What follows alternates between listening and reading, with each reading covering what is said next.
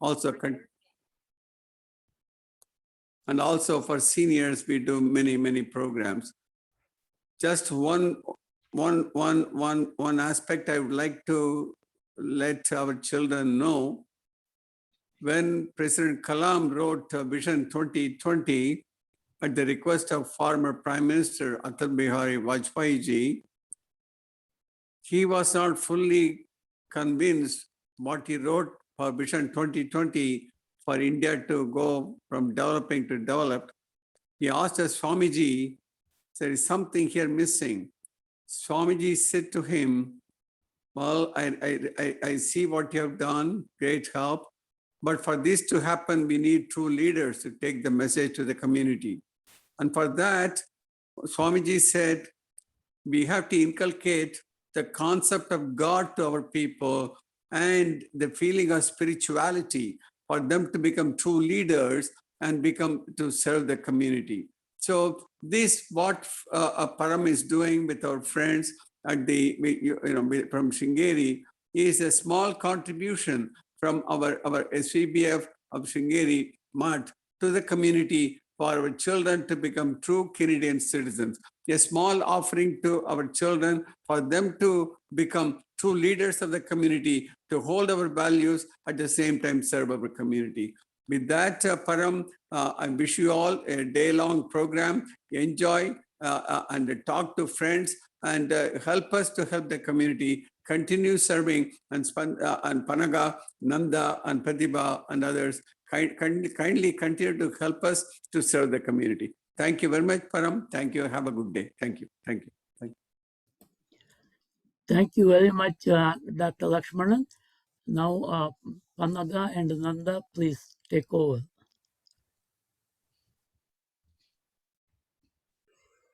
Namaste, Shri Gurubhyo Namaha.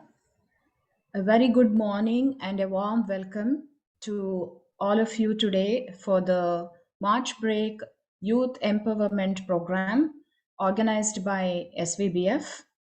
And I'm Nanda Venkat. I'm a part of organizing team of Jnana Spandana program, and I'll be the MC today. So to start the programs, we will first get to know a little bit. I know you all are aware of the Zoom sessions, but there are a few things that we will just take into consideration, just like a reminder. So all of you, the participants, will be muted during the talks and other conversations taking place, which you will have to listen carefully. And whenever there is a program or an event like case studies or some interactive sessions where you are required to speak, you can unmute yourself and you will be allowed to unmute at that time. So all these controls are under the hands of my dear friend Panaga Adiga, who is the organizer of this Jnana Spandana team.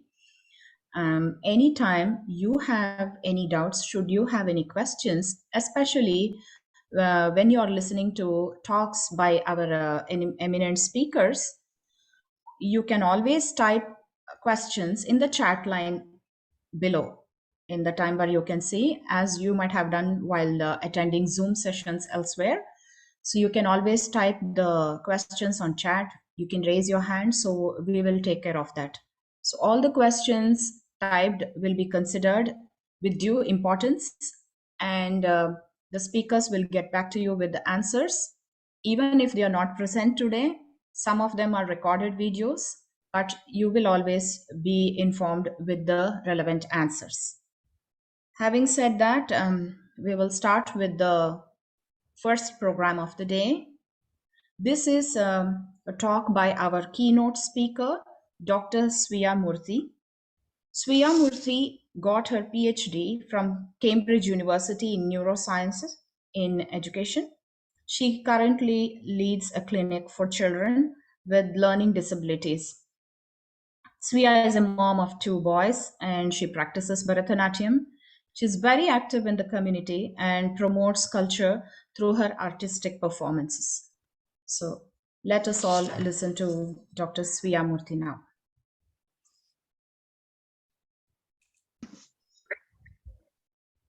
Namaste. I'm Dr. Swayamurthy. I got my PhD from Cambridge University in Neuroscience and Education, and currently I lead a clinic for children with learning disabilities. I'm also a full-time mom for 2 little kiddos, and I practice Bharatanatyam. Now, I think it's amazing that all of you are spending your March break here with us at Jnana Spandana. And for Jnana Spandana, I've been given the topic of stress and self-awareness. And so I'm going to organize my talk into 3 main parts: stress, self-awareness, and how Hinduism relates to all of this. So almost everything across the board related to stress follows this inverted U-shaped curve. And so here you see on my y-axis, it's performance. And on my x-axis, I have stress, which if you have too much of it, leads to anxiety. And everybody needs stress. So you see that your performance increases with an optimal level of stress and then decreases when you have too much of it. So everybody needs stress. It's not like you're going to study if you don't have an exam, let's be honest. You're not going to test your understanding of the knowledge if you don't have a test coming up. So you need a certain level of stress to bring out the optimal performance in you. But then when that stress becomes too much, it starts to affect your performance. And so it drastically drops when the stress is way too much. And when it leads to anxiety, your performance could even be poorer than when you started off because of that anxiety. And like I said, we see this U-shaped curve in the neurochemistry. So cortisol is the hormone that's connected to stress. You need a little bit of it. You need an optimal level of it. But if you have too much of it, your performance starts to fail. And we see it in the neuroanatomy. Now the story of cytokines is slightly a flipped story. You need cytokines to the proteins to work on all the neurochemistry, the neurochemical reactions happening in your brain. But the byproduct of these reactions is quite toxic. And so you need sleep. During sleep is when all of these toxic byproducts are washed off, are cleaned out. And as you know, if you're stressed and anxious, it might affect your sleep. And missing sleep for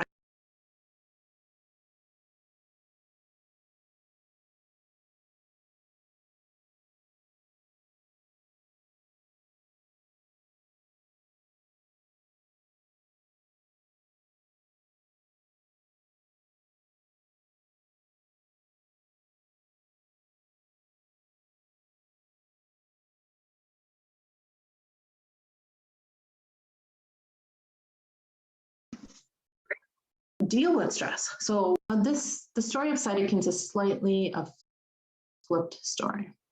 You need cytokines to the proteins to work on all the neurochemistry, the neurochemical reactions happening in your brain. But the byproduct of these reactions is quite toxic. And so you need sleep. During sleep is when all of these toxic byproducts are washed off, are cleaned out. And as you know, if you're stressed and anxious, it might affect your sleep.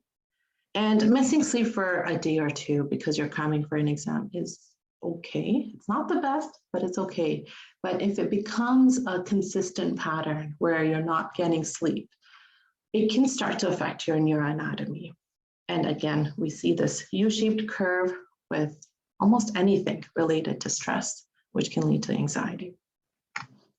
Now, the human body was created to deal with stress. So when you see a lion, right, you're obviously stressed. You run away from the lion, and then it's resolved. You celebrate that you're not dead. You're happy that you don't see the lion anymore. But so what that means is that you have the stress, you have the reaction, and the stress is resolved. The problem in a modern day society is that it's chronic stress. So, okay, you have this test, then you have the midterm, then you have the finals. You have a test for subject A, and then you have test for subject B. So your stress is never really done. You go from grade 1, grade 2, grade 3, then you go to high school, you have university, you get to work. So the stress never gets a chance to resolve itself. And the way you need, and this can lead to anxiety. And the solution to all of this, to not allow it to snowball into such a humongous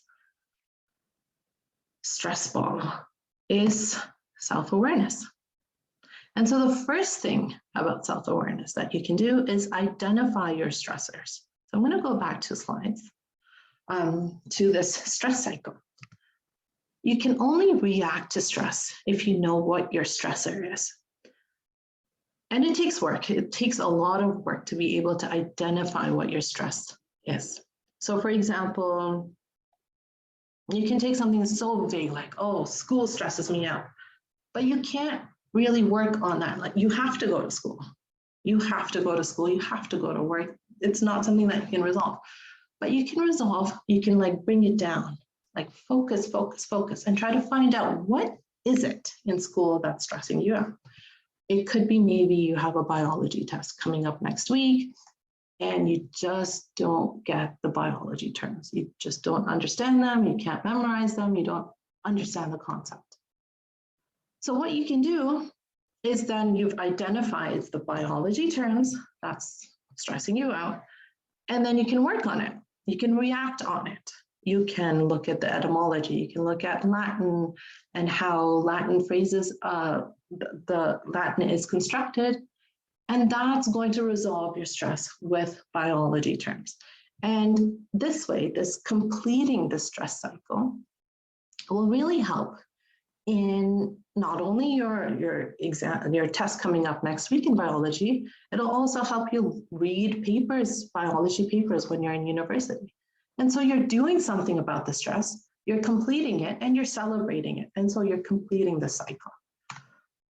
But what we don't want to happen is you're having difficulty in biology. You need an 85 in biology so that you can go into university. Oh no, if I don't get into university, if I don't have my thing, I can't become a doctor. It becomes overwhelming and it becomes a snowball effect, and it becomes so big that now you're spending all of your mental energy, all of your time stressing about not becoming a PhD in biology, instead of working on the etymology of the biological terms that will, over time, help you work on getting your biology, whatever, becoming a doctor, PhD, whatever you wish. So that's the first part of identifying your stressors. Second thing is do mental health checks. If it's not going to matter in 5 years, don't spend 5 minutes worrying about it. So always question, identify your stressor and see, is it worth working on it? And the third part is mindfulness. Now, what I like about mindfulness is it breaks down meditation. So ultimately what you are going to get to is meditation in this talk. But meditation is difficult because it's like, it tells you, oh, think about nothing. And that's really hard to do, to just sit and not think about nothing. And so again, let's not stress about meditation. Let's break it down. Let's find the specific thing about meditation that you can apply today, now, so that you can grow into meditation. And that's what I really like about mindfulness. So with mindfulness, you're not focusing on thinking about nothing. Instead, you're focusing on thinking about one thing, one specific thing. You might be doing mindfulness programs in your schools, mindfulness breaks. But for example, focus completely on your breathing and you're thinking of nothing else but your breath. You're focusing on the air going in, going out, and you can focus on the temperature of the air going in, how it's a little bit colder. And when it comes out, maybe it's a little bit warmer or vice versa. The speed of your breathing. So here, all we're doing is focusing only on our breath. We're not thinking about biology, chemistry, physics, your mom, your dad, nothing. only focusing on breathing. And so this brings me to the third part of my conversation with you about Hinduism. Now, Hinduism focuses a lot on self-awareness. It's always questioning, who am I? Who am I? Who am I? And it gives you many paths, whatever path works best for you, to answering this question, who am I? And now Guru Adi Shankara used one method, which was the process of elimination. So it's, I'm not that, I'm not that, I'm not that, I'm not that. And so then what's left? It's just pure absolute bliss. And so you can work on that. And Hinduism gives you the tools to work on that step by step by step, and ultimately lead you to meditation, and with meditation from self-awareness to self-realization of that pure bliss. And I think we're really fortunate that we have these tools and techniques in our religion, in Hinduism, that allows us to not only deal with stressors, to go beyond, to become self-aware, and go even more beyond that into self-realization. And I think the very fact that all of you are spending your March breaks here at Jnana Spandana, it itself shows that you're already on the path of trying to become more self-aware and learn about yourself a little bit more. Thank you so much for listening to me and giving me this time.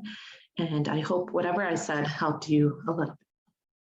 Don't stress out. Bye.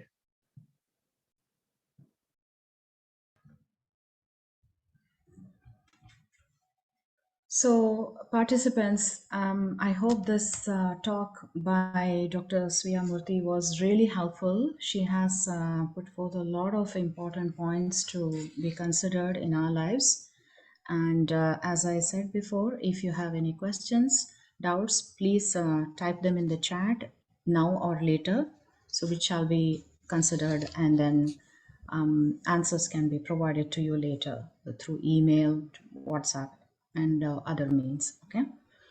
And one thing I kind of forgot to mention was that your audios will be muted for now, because to clear the noise and avoid distractions.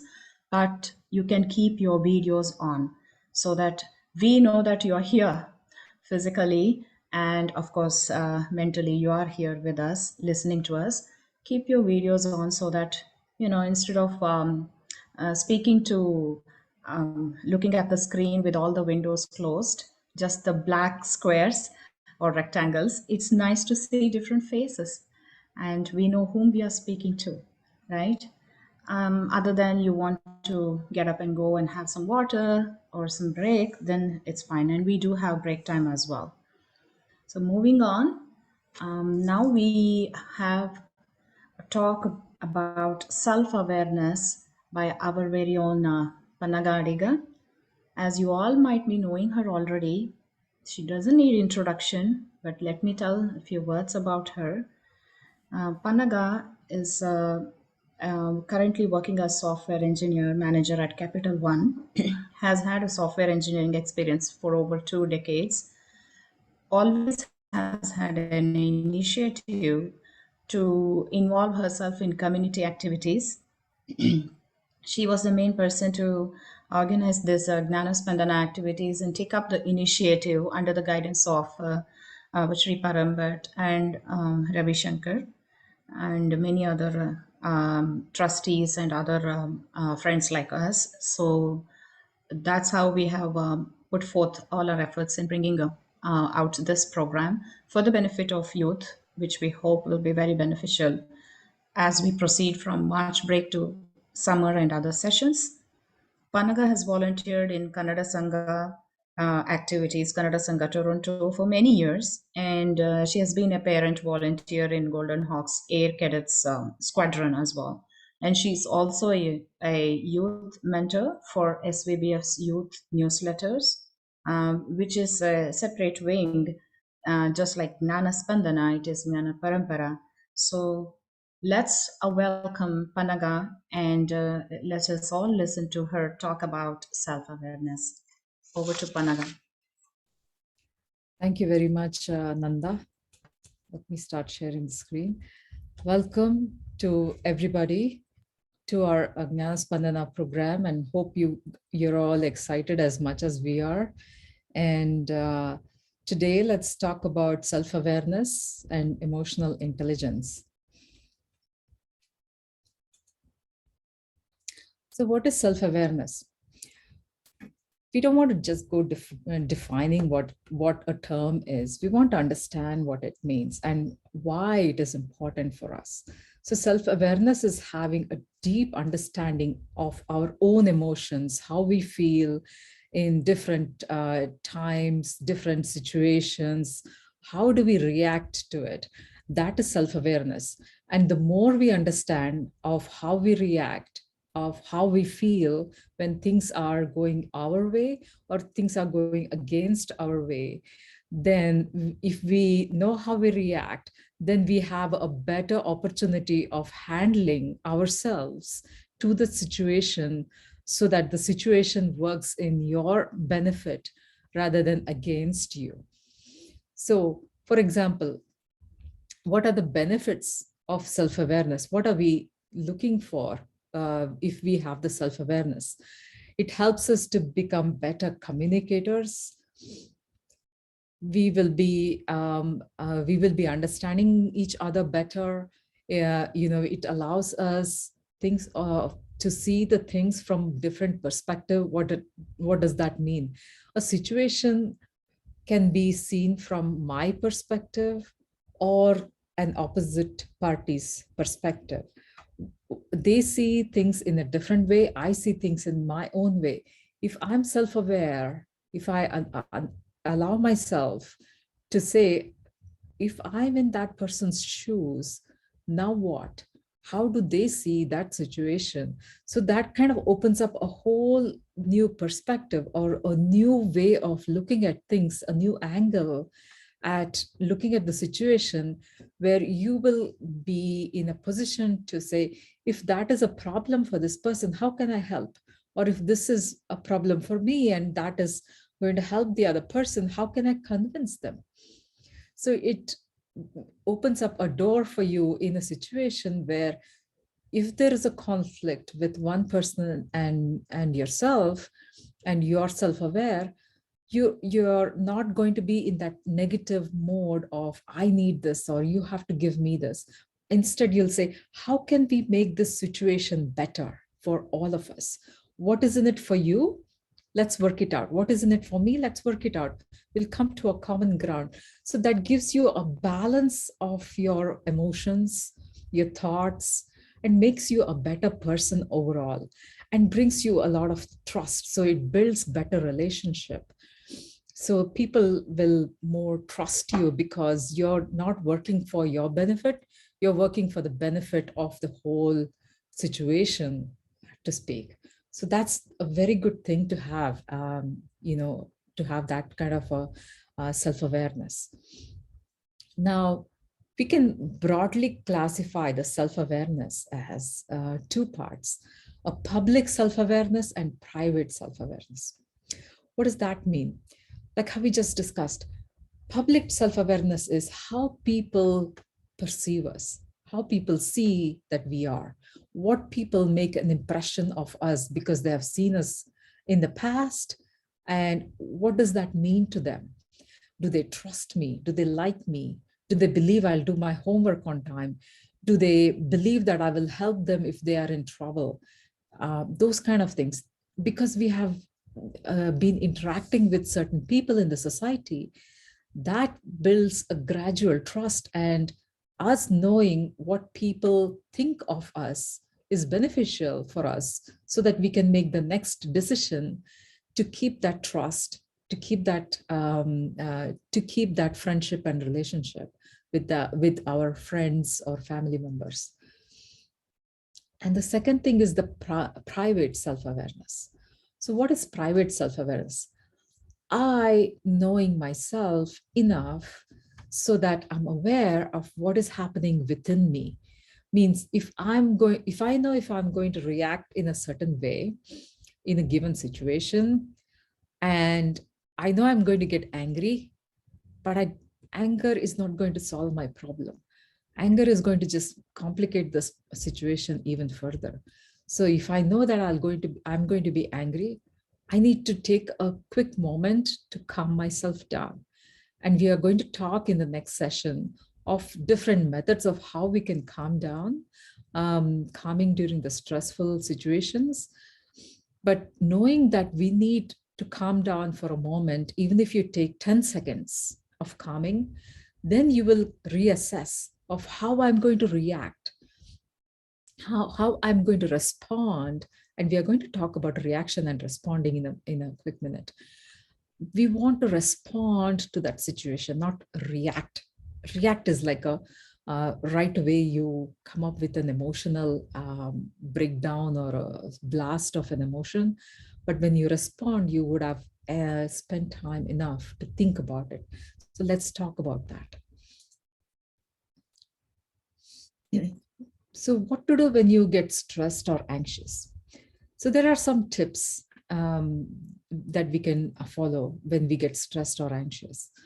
So we can write down, and it's not always face to face with a person. We may get stressed or anxious when we are working on things, when the homework is too much, when you start your work later in the afternoon, and then it's 8 o'clock in the night, you're still not done, you have so much to submissions to provide, but you're still working on it, you're anxious, you're stressed, so those are the times where you're alone, you're by yourself. How do you handle the stress? Maybe you can handle when you're really stressed, or right after your submission and you're done, and then think about it for a moment and say, how can I make myself not be this much stressful the next time?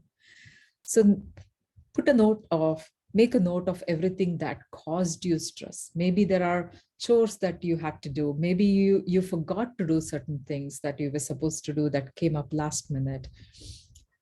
Maybe you went to help somebody, and that's a very noble thing to go help somebody, but that took away some of your time.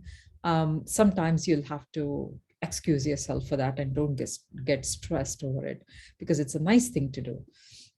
So write down all the things that are stressing you and perform a daily self-reflection. How did I do today?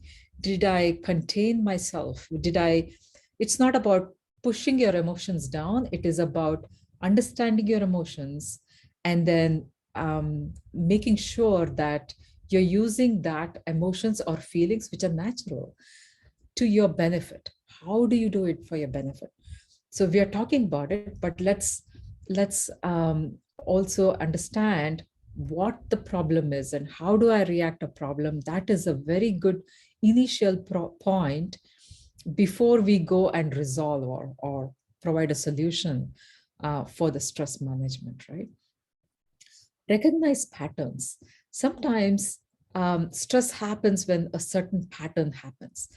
Every time I go to my friend's house or go to a park and something happens, and this is the time that I get stressed, or I do something and maybe I'm doing a last minute work. I have been postponing my work for a long time, and now I always postpone. Maybe that's a pattern for me. Maybe I get stressed taking care of certain chores that, at a certain date or a certain time of the day. Maybe then you can think of, okay, if I have to do the chore, let me do it in the morning hours as opposed to the evening hours, because evening I'm doing other activities and I don't have time and I don't want to be stressed. So if you're looking at the patterns of what is making you stressful, that will be beneficial so that you can change that pattern and make a less stressful.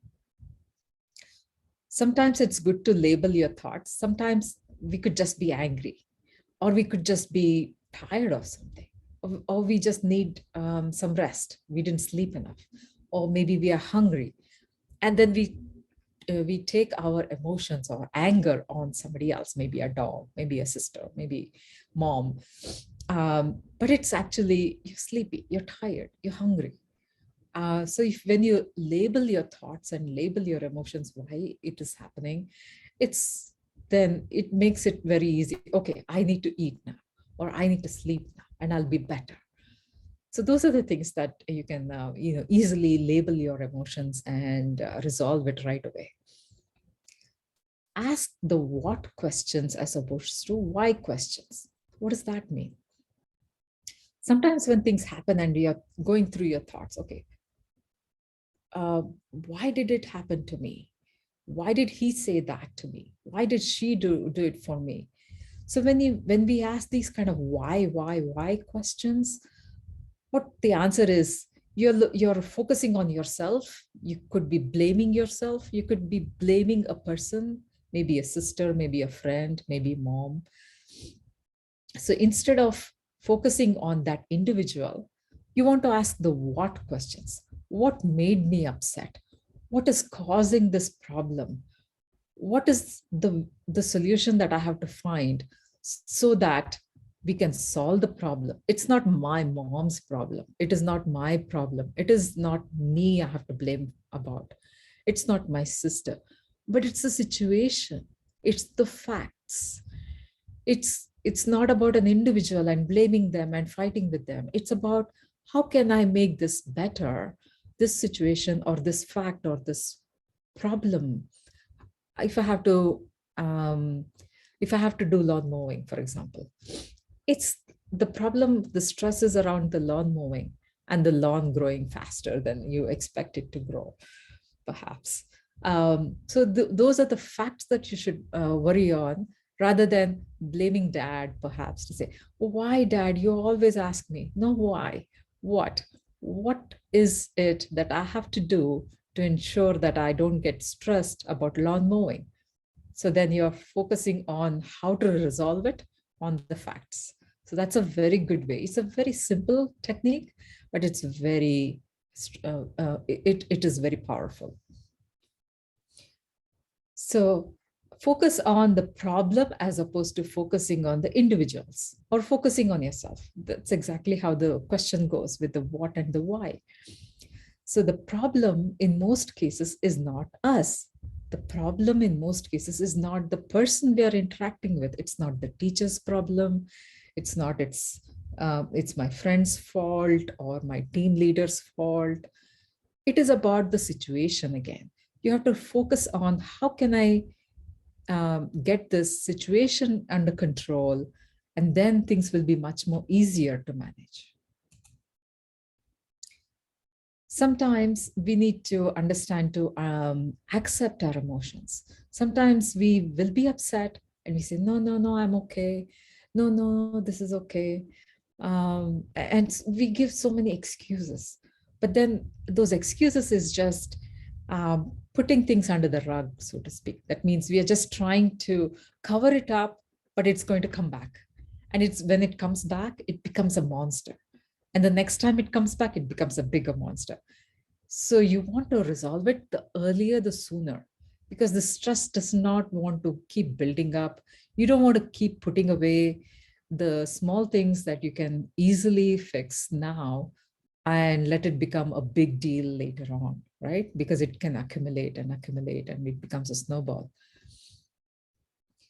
Now, responding to your emotions versus reacting to the emotions. So let's come back to this. We kind of touched on it, but exactly what it is. So when somebody, say you're having an interaction, so your friend said something and then you did not like it. You did not like it at all. You were expecting that your friend will bring you something that you asked for, but for whatever reason, it did not happen. Right? And it could be a very simple reason too. But then you got so upset because you were hoping, say puppy, your friend was planning to bring a puppy to your house so you can play, and something happened to the puppy. He was not feeling well and the friend came over, but the puppy didn't come. And you were so upset because you were looking forward to play with them. Now, when you're upset and that emotion, that upset or the anger it lasts very short period of time. If you really focus on yourself, that anger comes, 10 seconds later, it kind of subsides. 2 minutes later, it's almost gone. Half an hour later, you don't even remember. But if we react to that anger right away, hey, why did you not bring your puppy? And I was looking for, and you go on and on and on. Now that emotion, that negative energy keeps building. And that friend gets upset because you're upset. And then they go react and you react. And, it takes 10 seconds of, say, deep breath or focusing your attention away and say, maybe there was some reason. Maybe there's something that my friend couldn't do for a reason. And let's see why it is. So you take that few seconds, maybe 10 seconds, breathe, and then say, what is the best thing that I can say to my friend so that we are both not going to be upset? That is called the responding to the situation. So that when you do in a conscious way, and when you take your control of that situation, you don't get angry as much. And you won't feel sad too much or too fast. You won't get frustrated or guilty very often. And remember, this is not a one-time deal. And it does not happen the day one. So you have to give yourself that practice. Every time you are feeling angry, remember, okay, I should not react. I should respond. Let me take a moment and think how I should come back to the situation, how I should respond to the situation. So knowing that, you over time, as you keep practicing, you will become much better and better. So until then, don't blame yourself if you once in a while react to it and then you get angry and say, hey, sorry, my friend, I don't want to be angry at you. We still want to play. So, okay. So go back and pull yourself together. Okay, so the next important topic we want to discuss is about focusing. So what is focusing? Focusing, I have provided you a link in the workbook, in the course material, actually. The course material that we sent 2-3 days ago has a link, Unwavering Focus by Dandapani, and I encourage everybody to watch that. It's a TEDx talk, and it's very nice. It's very short too, very effective. So basically what it means is we can focus, but others can also hijack our brains to focus on something they want. Say, for example, we are watching a movie, and that movie, it's a dark room with a bright big screen. And the movie takes you, say it's a Lego Toy Story movie. It takes you to different, totally different zone, different, maybe it's a different planet altogether. And then something else is happening and your mind is already in a different planet. Can you imagine that? Somebody is able to take your mind, your focus right from where you are in that room to a different location altogether. Then the situation can make you feel sad, feel happy, because that is the control of your mind. Your mind is, or your brain is so powerful, you're so capable that anything can happen that you think of. But if you let that go astray, everybody can mess up with your brain too. They can keep saying things that doesn't make sense. And then you go, oh my God, I'm so exhausted. So focusing is when you set out to do something, keep your mind alert and say, I'm going to do this chapter today. In the next 10 minutes, I'm going to finish 2 pages of this chapter. So I focus. After 3 lines of reading or 3 sentences, I don't want to be thinking of my phone, my cat. I want to continue to focus and tell yourself, I will focus on finishing this 2 pages in the next 10 minutes, no matter what happens. I'm not going to get out of here. Finish that 10 minutes. Just keep reading, keep reading, keep reading. You have the, oh, let me go do something. Let me find out what's happening in the basement. fine, don't do anything. Just say, I'm going to finish this. I'm going to finish this. Keep telling your mind. And then focus and finish that 2 pages that you promised yourself. If you want to take a break of 2 minutes, that's fine. If you want to stretch, that's fine. Because you finished that 2 pages. Don't interrupt yourself. That is focus. Okay. Focusing can be done in 2 different ways too. Focusing when you're all by yourself, focusing on your inner voice, and focusing on others with empathy. So what does that mean? You want to focus on how you feel, like how we talked about emotions earlier and awareness. You want to think about how you feel. Yes, a lot of, in a given situation, a lot of people have their own opinions, but how do you really feel? That takes practice, but you have to keep thinking about how you feel about the situation. Do you like it? You don't like it. And when you're interacting with another person, you want to focus on others with empathy. You want to be cognitive of how they feel, emotionally connect with them. And empathy is also, what do they need from me? And why are they upset? And what can I do to help them out of this sad situation if they are feeling unhappy for whatever reason? So focusing on others and focusing on yourself, this takes practice, but go through the material that we have provided and it's going to be very useful. One other thing before we move on to the listening skills, whenever you're faced with a dilemma, every time we'll have two different routes, and I have to make a decision. Do I go left or do I go right? When you have 2 ways and you don't know what the right choice is, think about your core values. Core values like responsibility, honesty, forgiveness, dedication, duty, helpfulness, caring. You have a list and you can make your list. And you say, does me responding this way align to my core values? Does it help me or does it hurt me?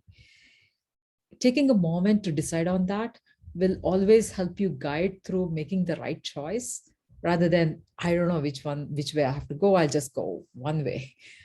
So you can make a better decision and a better person, be a better person. Now, listening skills. So do's and don'ts of listening. So you're having a conversation, maybe in the school, maybe in the classroom, or you're just having a family gathering and you're listening to somebody. When you're talking to somebody, you don't interrupt. You want to listen to them, understand. And sometimes you even make that facial, yeah, and nodding and smile or sad. So you're reacting to them. When you connect with them, you get what they're exactly saying. Sometimes people, when they're listening, they're thinking, oh, I should say this to you. I should say this back to you. Now you're not listening. You're planning what your response is going to be. You're not listening. And if they have some important point, you would have missed it because you're busy thinking about it yourself in your head. So try to listen, try to give full attention to that person and understand. And good listening is more than just being silent, but paying attention to that person when they talk. Listening includes interaction, like builds up self-esteem. Means when you understand them and you have a point that they talk about and you have an aha moment. Oh my God, I never thought about it. And this is a good way. And you were probably thinking of a solution for a long time, and here it is. And it's an aha moment for you. Build self-esteem as you're a caring friend, a very concerned person, a cooperative conversation where if somebody is sharing some of their core feelings with you, then they feel trusted if you are listening to them. If you're just responding and acting and answering, they'll say, I'm going on telling of my own story and you're doing your own thing. You're not listening. I can't trust you. So it builds a lot of good trust if you're listening, if you're a good listener. And good listeners tend to make suggestions of, if this is your problem, can I suggest you something? and then provide a suggestion that there could be an answer for the problem that they're facing. And that's a good thing too. Okay, so that comes to the end of our program, this session of self-awareness. And if you guys have any questions, then you can post it on the chat, or you can we can unmute you and we can have the conversation if you have questions.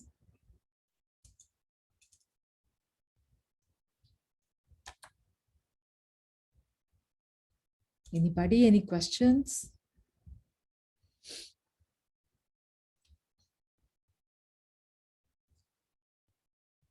Back to you, Nanda. Thank you.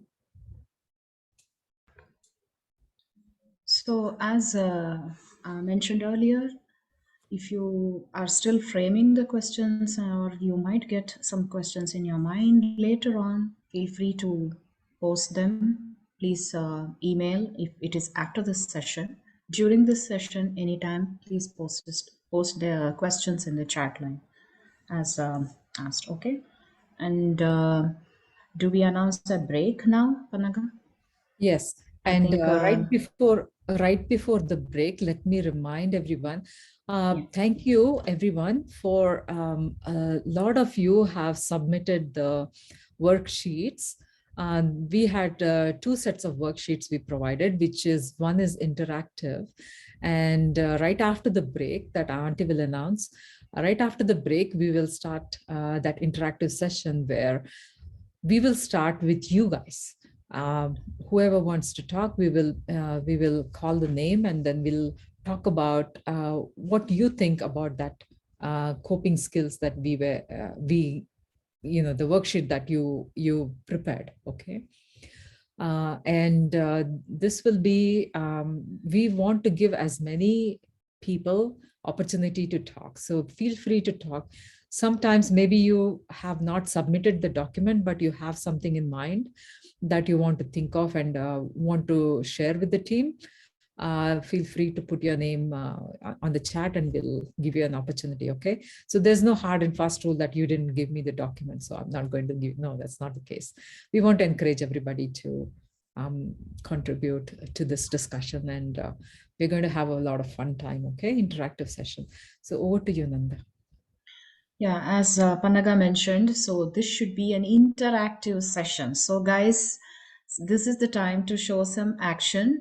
So far, I really thank you for listening to the beautiful speakers who gave so many interesting points to think over and to adopt in our lives. If we haven't, or some of them which we can connect with, that we are already practicing in our lives, right? So now it's time to show some action, as I said. So please be active, communicative, and feel really free. So that's the wonder where this is the real meaning of youth empowerment program. So without you and your interaction, and this program will be on 50% side. It's only from the receiving end. So it's just giving on and receiving. Both work well, then it carries the real meaning. So saying, we shall meet after 5 minutes.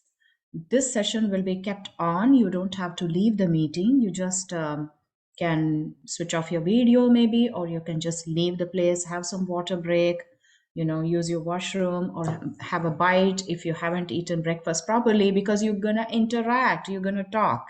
Okay, so after the interactive session, we will listen to the case study reports, which will be again presented by you guys, those who have submitted. And as Panaga said, do watch these interactive sessions, and then if you have any idea, you come up with something you have not submitted, do not worry.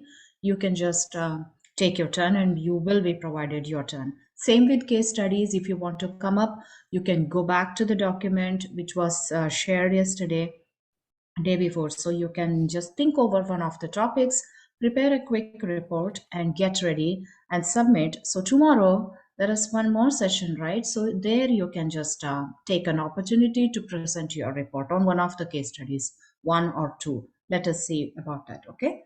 And let's have the break now. So we'll meet after 5 minutes. Thanks.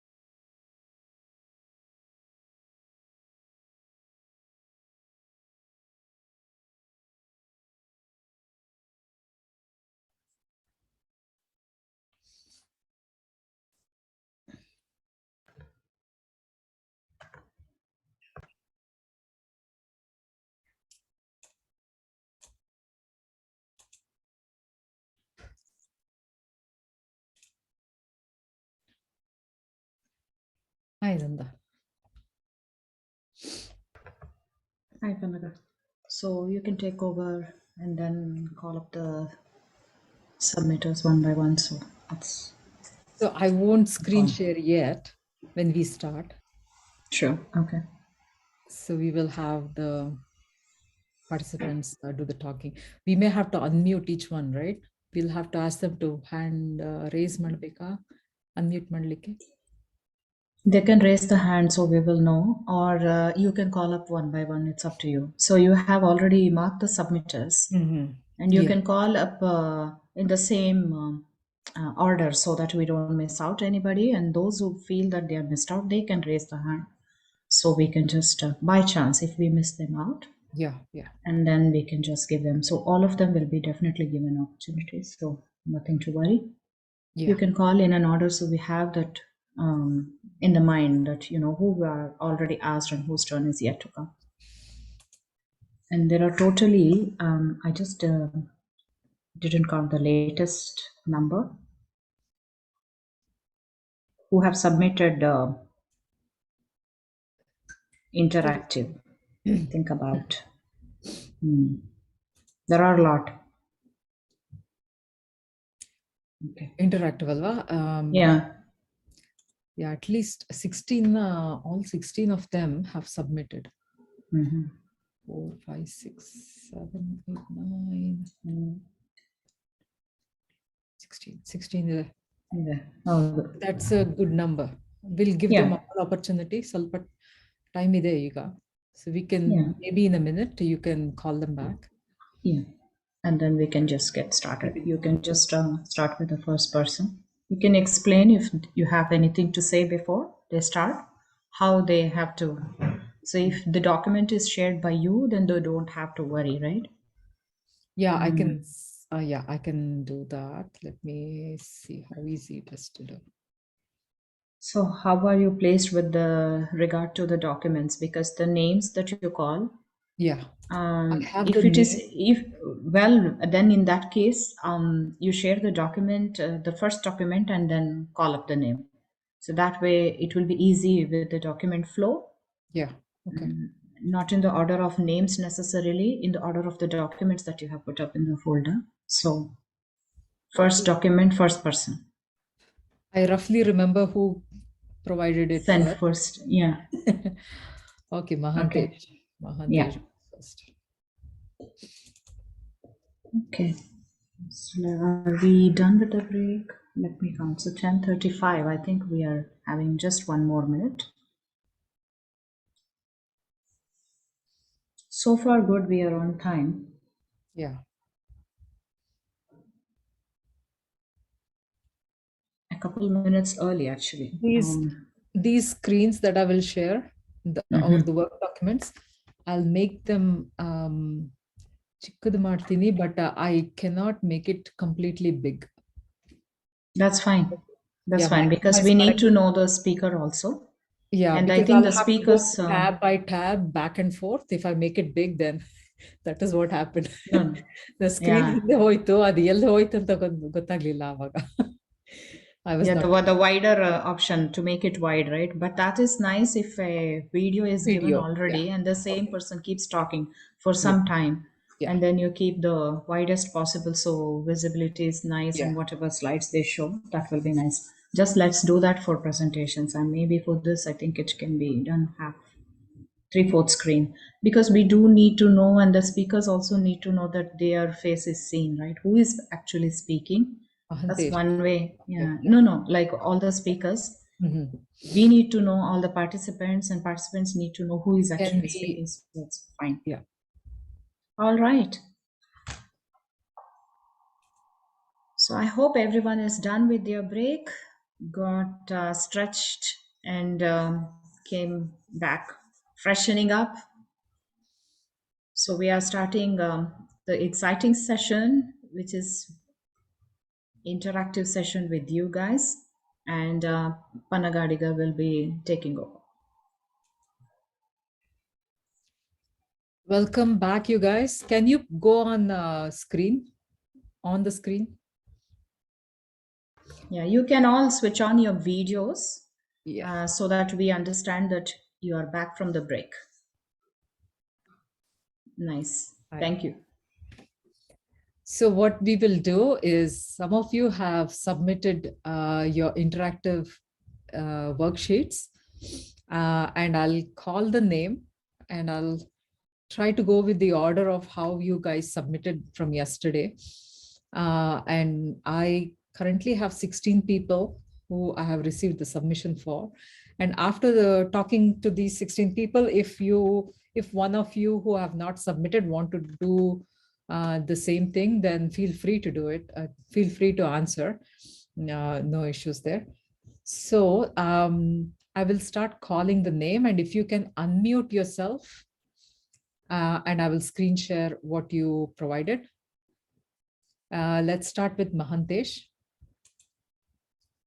And I will pin Mahantesh. Mahantesh, go on the video. And I can screen share. Second screen. And that's your submission. Yeah, that was my submission. Okay, so you're going to talk about how did you feel? So we are talking about the lockdown, when the pandemic lockdown started. And during the pandemic lockdown, we all had to stay home. We did our school remotely. We could not hang out with our friends or play games together. How did I feel? And what was the reaction initially in the first few weeks, couple of weeks? Yeah, That is what as Mahantesh is going to talk. Go ahead. yeah, like as I said, I missed going to school. Like, you had some sport activities to do, and then like I missed meeting my friends and like playing like at recess and stuff. But I have like mixed emotions about this because at first it was like I was happy that I couldn't. I mean, about like the studies and stuff, they moved like as it says, my project submission dates and stuff, it was like postponed, and just like all the tests was like canceled. So I was like happy, but at the same time, like I couldn't like learn more stuff, interesting stuff. So like that was there as well. So like I have like all mixed emotions. And how did you cope with all that emotions that you had? And I have what you have written I have on the screen. Yeah. Like as I said, I had like a lot of mixed emotions. So like I did all types of stuff, and just like I didn't do a lot of them. So like I went biking in my neighborhood, just like long biking sessions, and then I went to like trails and creeks to get fresh air and just like, you know, um, just like think about nature and just like explore nature when I have time. And then like play a lot of video games, of course, and then yeah, I read a lot of books. That's nice. And do you have any suggestions for our panelists, sorry, our participants? I wrote it, I think, at the bottom. You did it? Okay, sorry. I didn't go all the way. You can say if it is not here. What do you suggest? That's fine. I don't think or maybe it's gone somewhere. Okay, you can go ahead, talk.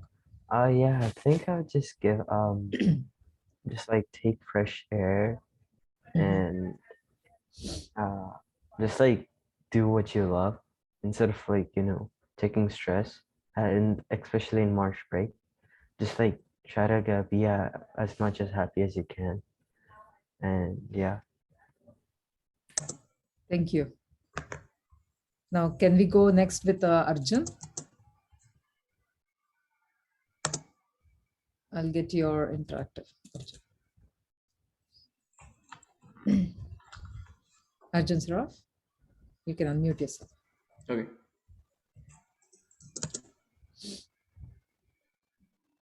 Have I pinned Mahesh? Yeah, go ahead, start, Arjun.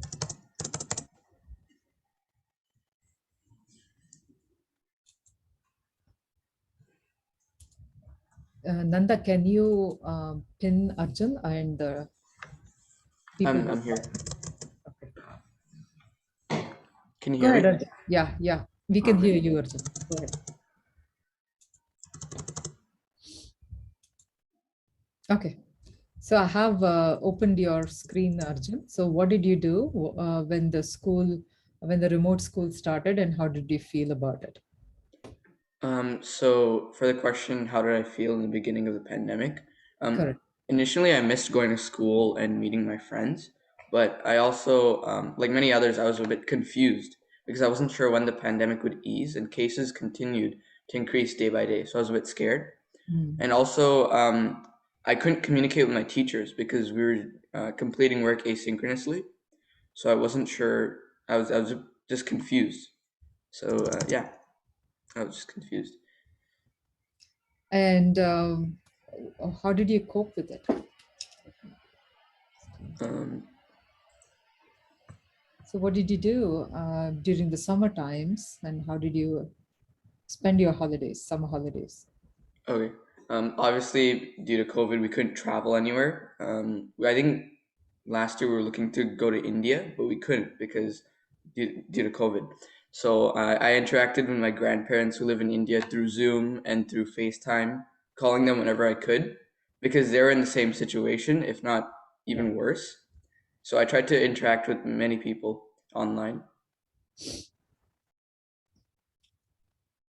And how else you spent your time with other Yeah, activities? as I said, I stayed social, even while social distancing.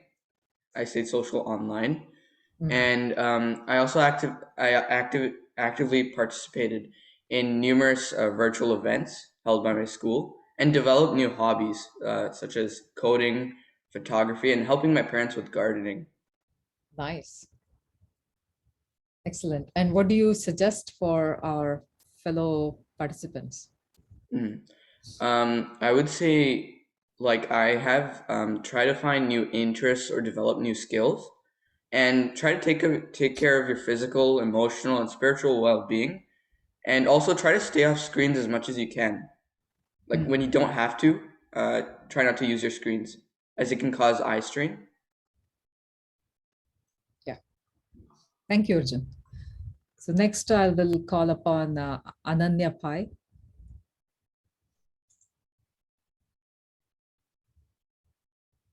Ananya?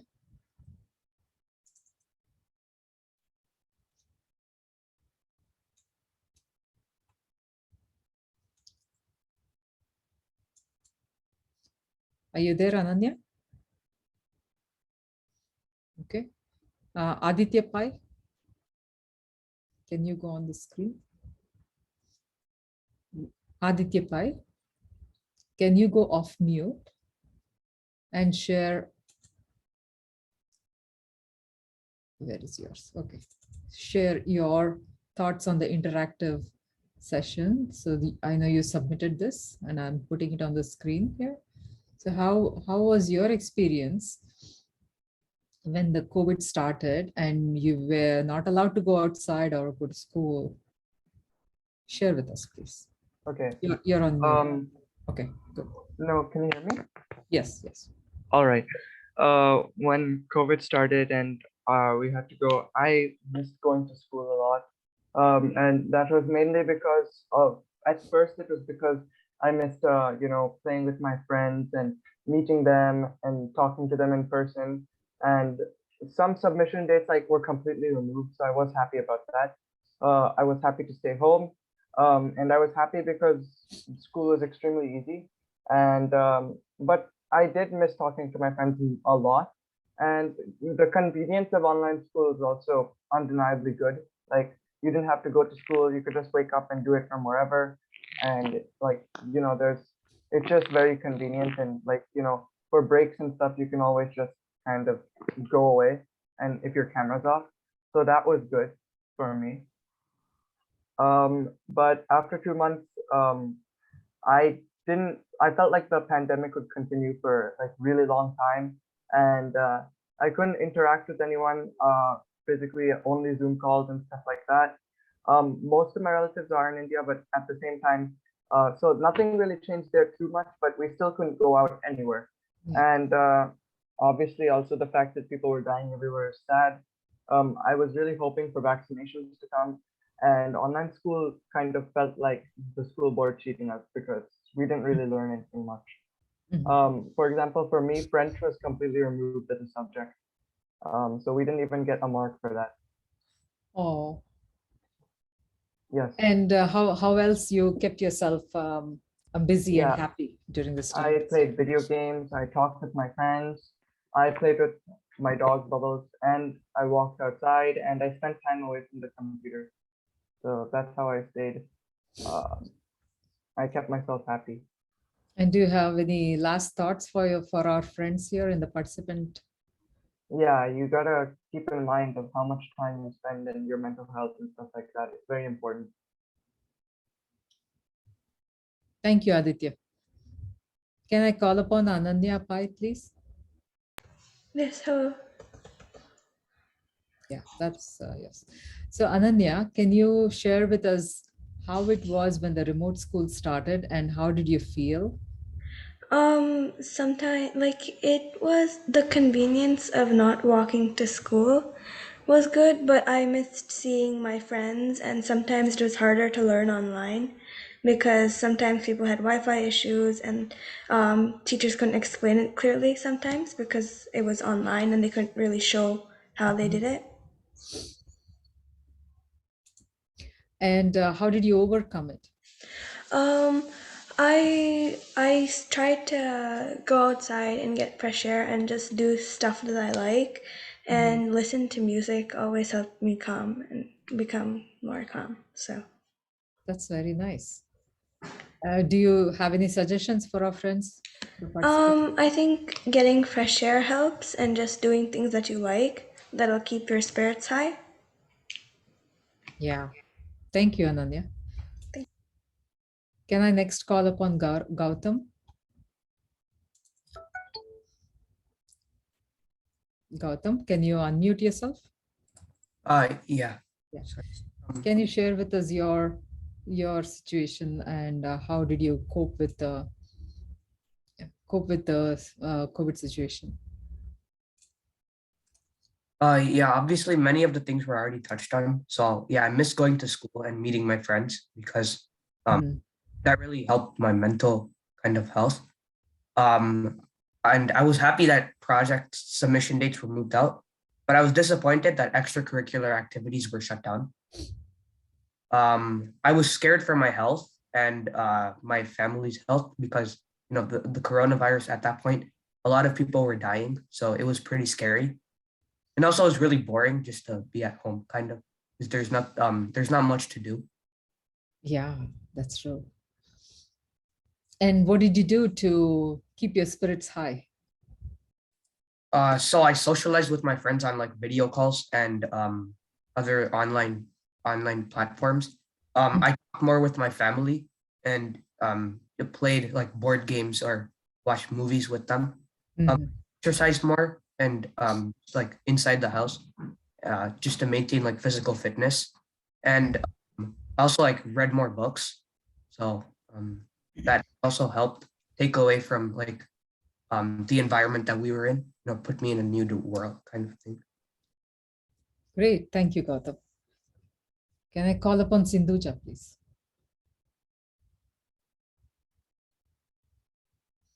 Sindhuja, can you unmute yourself? Hi. Yeah.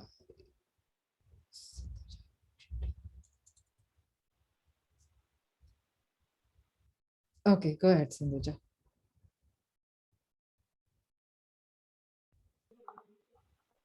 So when remote school started, I was kind of uncomfortable with using Zoom in person, obviously because it was like a new learning environment since we're usually not used to learning from home. Also restless because we had to sit in front of a computer for a long period of time, and that Mhm. made my eyes hurt if I didn't look away too often. So 2 months after the lockdown started, I felt very nervous about the pandemic's high infection rate since no one expected that it would spread this much closer in like March. However, there was a plus side since I was able to spend more time with my family, something I usually wasn't able to do on a regular school weekday. Mm. During the lockdown, I read a lot of novels, I knit, I started biking along the Humber River Trail, and I started learning new songs, like both the pop music and also like Sangeetam, Carnatic music. Oh, wow. Nice. Oh, if I had to give suggestions to my friends when they're stressed, I tell them to get better sleep, count down while taking deep breaths, and take a day off to reflect on the mind since a lot of people are so busy with school and work, they don't take the time to just calm down and relax. That's very good. Thank you, Sindhuja, for your thoughts. Um, now, I think I have received somebody's submission called Ranav, and I think Ranav is somebody's father's name. No, it's just my Pranav. it's Pranav. Sorry. Go. Okay. Go. Oh wait, I got it. Okay, so when at the beginning of when remote school started, I missed going to school. I missed meeting my friends and playing with them, and I felt like a lot of opportunities were restricted because like I couldn't do that much things because of COVID. It restricted a lot of things I wanted to do, and a lot of my extracurricular activities like chess, piano, and soccer were like canceled. Um, and I thought COVID like would pass soon, so we'd be back to school in around 1 to 2 weeks, but that proved wrong. And I was eager to get back to in-person school where I can participate and interact with my surroundings and my friends. And after the lockdown started, we had the summer holidays, but we couldn't travel, and we were planning to go to India, but we never got to. I felt restricted because I couldn't go anywhere during the pandemic. And like I said, my extracurriculars were canceled due to COVID. And I was waiting for the vaccinations to be created so we'd be able to freely travel again. Yeah. The things I did to keep my spirits high was I did my Upanayinam during the pandemic, and I practiced the process of Sandhya Vandanam and perform it twice a day in the morning and evening. I leisurely enjoy reading, usually fiction, whenever I have free time. I play the piano to help me relax and attend virtual piano classes. It is said that if you play a musical instrument, you enjoy doing math. It is conveniently my favorite subject. Another one of my hobbies is chess, which I've been playing since grade 2. And due to COVID shutting down chess tournaments and classes, I practice chess puzzles and play chess games against CPU bots. And I also spent a lot of time with my family. I went to temple and participated in cultural activities. I watched cricket, which is my favorite sport, on TV. And when the weather was warm, I rode my bike and took walks on nature trails. The suggestions I would give to my friends to take care of themselves when they're stressed is one, by doing the pranayama, which is inhaling and exhaling through the nose. You can calm yourself down. Another way is to do yoga and meditation, which creates a peaceful environment around you. And by listening to calm and relaxing music, the stress nerves in your brain will be calmed. And you should do something you enjoy or are passionate about, like a hobby, and write down what stresses you, which can eventually lead you to calm you down. Fantastic. You seem to have made the most of it. Very good. Thank you. Pranati. Can I call upon Pranati next?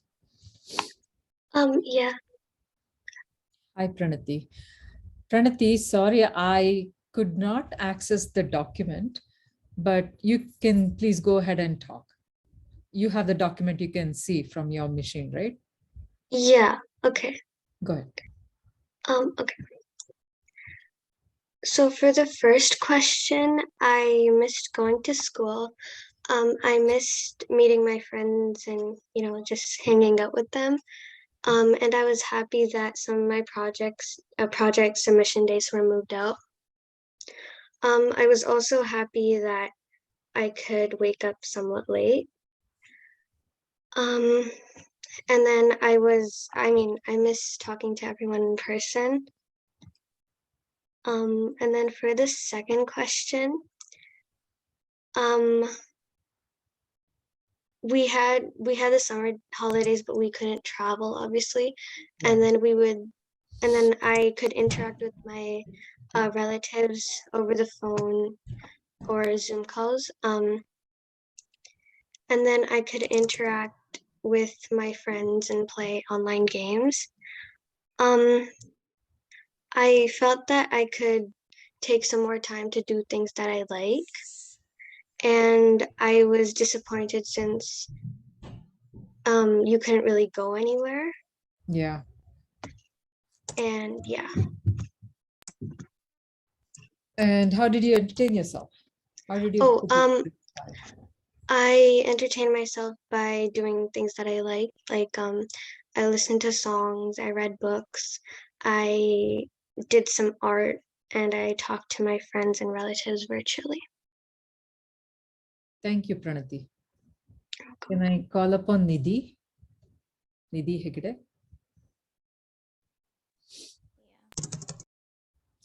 Yeah, what did you do? How did you feel, Nidhi, when the remote school started during the COVID? So since the pandemic had just started, I thought it would end soon and not like go on for too long. I thought it would just like be something like the flu or something like that. And then I missed going to school because there was really nothing to do at home other than watching TV, reading, and doing all of these types of stuff. And you couldn't stay active, which was why I spent most of my time on a device. I was also happy because my school didn't give a lot of work online because teachers didn't know how to use like the Google Classroom really well. And so they weren't able to give too much work. And I could sleep in and stay at home most of the time instead of waking up really early to go to school. And yeah, go ahead, continue. So then after the lockdown started 2 months after, I felt like we were really limited to our options when we were staying at home. And it felt like really like frustrating for me because we had to wear a mask everywhere. We had to put hand sanitizer on every time you go outside. And I was really bored of like relaxing at home all the time because I had nothing to do to stimulate my mind. And I missed my graduation too because we had to stay at home because of COVID. And so that was really sad because I was looking forward to it. But I did get to interact with my family members and cousins over like the phone or Zoom calls. And we tried different ways to use the online world to connect and share with family members. Yeah, thank you. Can I call upon Pramit? Hi, Auntie, do you have my, yeah, yeah, you can start talking and I'll pull your file. Okay. Okay, so first was what did I feel when remote school started? I liked waking up a little bit later. I could be like more flexible with my schedule, but also I didn't get to ask many teacher questions to my teacher because it was asynchronous, and so if I didn't understand, I just have to try to figure out myself. And also Wi-Fi problems was a big issue. Like I would get like disconnected if we did have a Zoom meet, and that was like really annoying. And so 2 months after the lockdown started, I felt like I was missing my life before the pandemic, like going out with my friends, playing basketball, playing soccer. There's like many people dying in like every day, like many places. It's really sad. I'm wondering how long like this is gonna go on. Like we thought in like when the pandemic first started, it would go on like a year, but like here we are like 2.5 years later, and it's still going on. I was like on a screen more and more, and that's obviously not good for my eyes. Yeah. And then, so what I did to stay happy was I watched YouTube. I went on calls with my cousins and grandparents. I played with my friends online. I listened to music. I have a trumpet, so I also played some music. I read a couple of books. I played basketball and soccer with my just at the park by myself. And then I also try to cook. Not very good at it, but that was kind of fun. What did you try? I try to cook a cake. I use this Oh, Betty Crocker mix, nice. but the Okay, part where I went wrong is the icing because I cannot make icing without it melting. no problem. It'll taste great anyways, right? I guess. I mean, it wasn't terrible, but and then so for the fellow panel or fellow youth in this call, I was just reading. Reading was a lot of fun. My favorite book was Percy Jackson. It was really good. Oh, okay. Even just like laying down, so like sleep can be really good when you're stressed out. Listening to your favorite music or just doing a hobby you enjoy. They're all really good suggestions. Thanks, Pramit. Can I call upon Samit?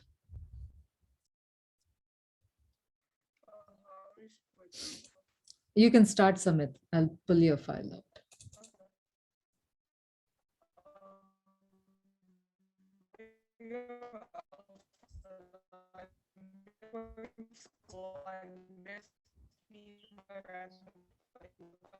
Samit, maybe you're breaking up. Maybe you have to go closer.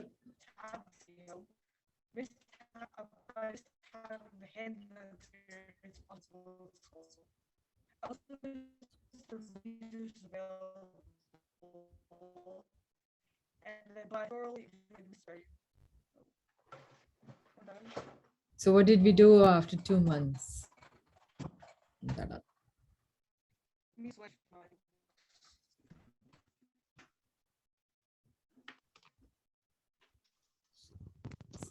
Samit, I think you froze.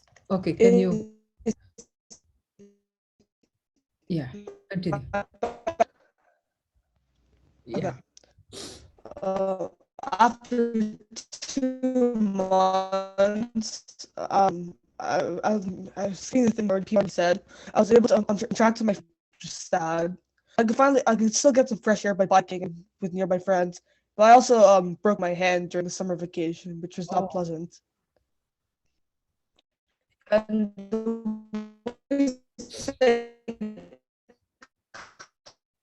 were still friends or playing games with friends, skateboarding.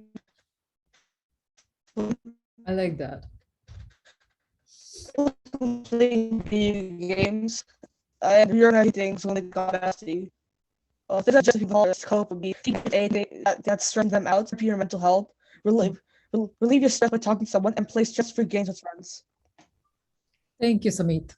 Can I call upon Manish? Okay. You can start. Yeah.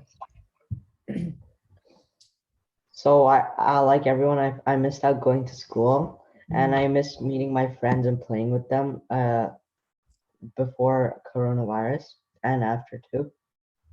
Now, I was happy that some of the projects and mission dates were moved out because it actually helped me actually finish them earlier.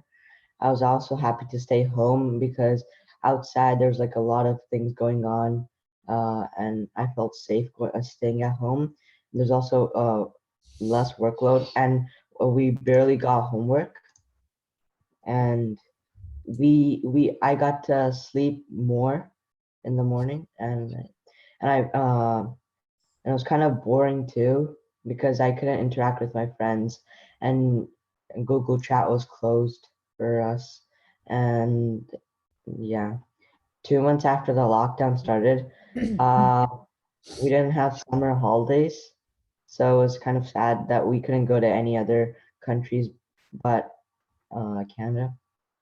And we had to limit for birthday parties and like any other family occasions, which is really sad because if we had family friends, they couldn't come over. It was only a limited amount of people. And I had to interact with my uncle, grandparents using FaceTime, Zoom, and WhatsApp. And I also felt really disappointed because of the COVID cases rising every single day. People were dying every single day. And I also felt suffocated being home all the time. And sometimes I also went outside just to get some fresh air. Thank Some you. things I did, some things I did to keep happy, and my spirits high, is that I watched some TV, some movies and shows on YouTube, and I played with my younger brother. I cycle around the neighborhood. I played badminton, basketball, soccer in my backyard. I learned coding, for example, like Python, HTML, and I learned a variety of songs on the piano. And I also learned a bit of guitar, which I just scratched the surface of. Nice. And some advice I would give to the friends on the call is that they should stay calm and look at nature. They should exercise more and use like breathing techniques to help them and explore the wilderness. And yeah, that's it. That's great. Thank you. Can I call upon Anirudh Gurur?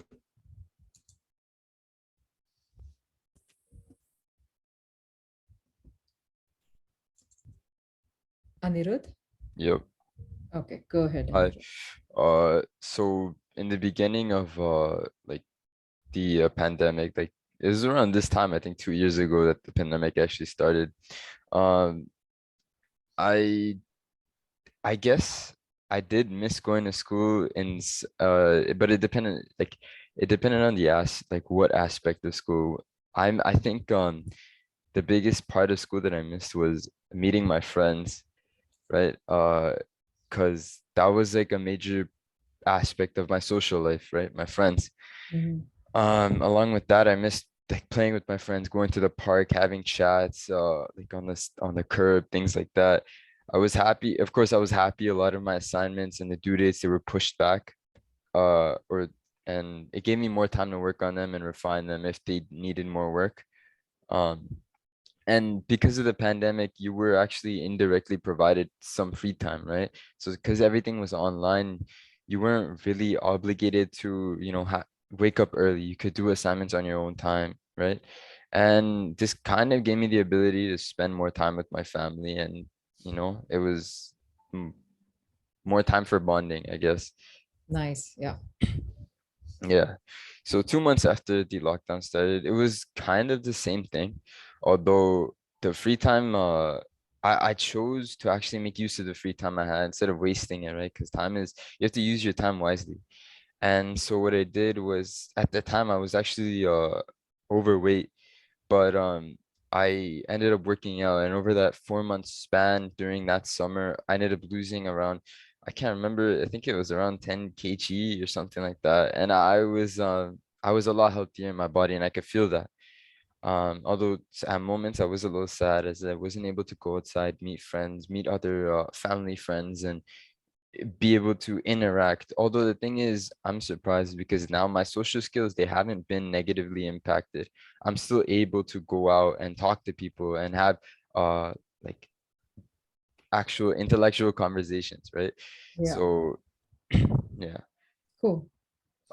Some some activities I did just to keep my spirits high and like keep my mind in check so that I didn't, sway off my path would be was number one, I exercised. I played video games. I always played video games since I was like 5. Meditation. Of course, I spent time with my family, and around the house, me and my grandpa, we would build things. We would fix like Nice. tables, things like that, simple stuff. But yeah, I have a strong bond with my grandpa, and because he's my only grandparent I have. But yeah. Very nice. um Special. Nice. what suggestions I have a couple of suggestions for those who are stressed, right? So Mhm. meditation. Usually when you meditate, uh there's actually, I feel like there's more than meditation than to just clearing your mind. A lot of times you can use meditation as a tool to uh find out the root of your issues, because you can always find when you think of your problems, there's a base level to it, but there's always things that go deeper into the issue, and once you pluck that root, that's when the problem truly disappears. You don't have that problem anymore. It's only when you pluck the root, the weed wouldn't appear anymore, right? Very nice um said. Tending to the issue as fast as possible, right? To get the root of the stress over with. So usually I have this thing like for school, when I have homework or there's something like that, I try to do it as fast as I can so I have more free time to do what I want, right? So that Excellent. way I'm not stressed about it over an extended period of time. And Beautifully talk said. talk to someone about the stress you're having. Maybe they have some advice or guidance they can give to you. So that may actually help you, because a lot of times you need different perspectives on certain topics, right? And the last thing would be helping someone else. And a lot of times, problems are like the root of our stress, or problems, issues, things like that are the roots of our stress. So I think helping someone else, can sometimes uh, is like the best way to solve your own problems. Very well said. Thank you. Thank you, Anirudh. Can I call around for Shruti? Shruti Srinivasan. Unmute yourself, Shruti. I'll put your document. You can start talking.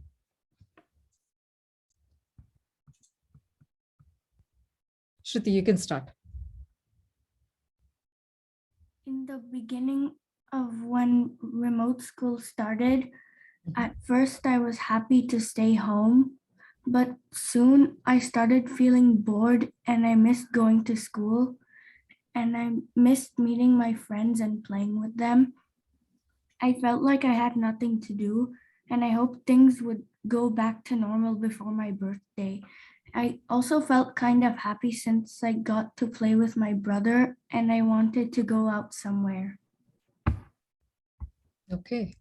So how did you, we'll skip this because 2 months later also we've kind of felt the same way, right, Shruti? No, Do you have anything different that our friends did not share with us? Yes. Okay, go ahead. I had fun playing with one of my friends online, and we had a limit for how many people we could have for my birthday party. I felt really happy because we went to places with my friends like trails. There were lots of people dying every day, and it was still sad. There were lots of assignments posted, and I couldn't do them all. And I was bored sometimes, but not too much. And my birthday party with a few friends was really fun. And the same was with my brother's birthday party 17 days later. And this was the best part of the lockdown for me. I see. That's very well said. Thank you. And what did you do to stay happy during your during the lockdown to keep your spirits high? I was chatting with my friends online. I played games on my computer and sometimes met up with friends. I played outside and went on trails and other places with my friends. I did art and made things out of cardboard. I went sledding in the winter and I didn't think about what made me stressed. Good. It's very good. And what do you suggest for our friends? I would suggest that you don't think about what's making you stressed and think about things you like and what makes you happy instead. You can talk with your family and friends, and you can read a book or do art or something you like. You can go for a walk outside and don't stay inside too much.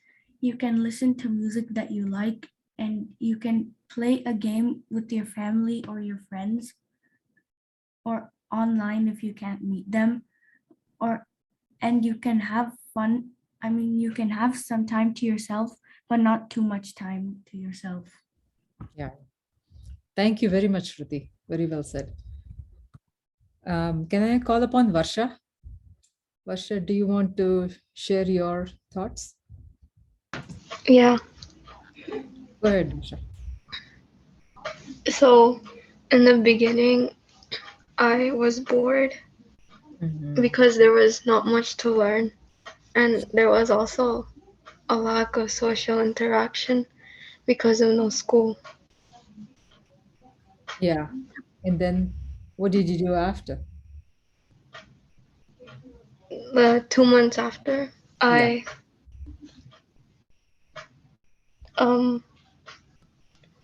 I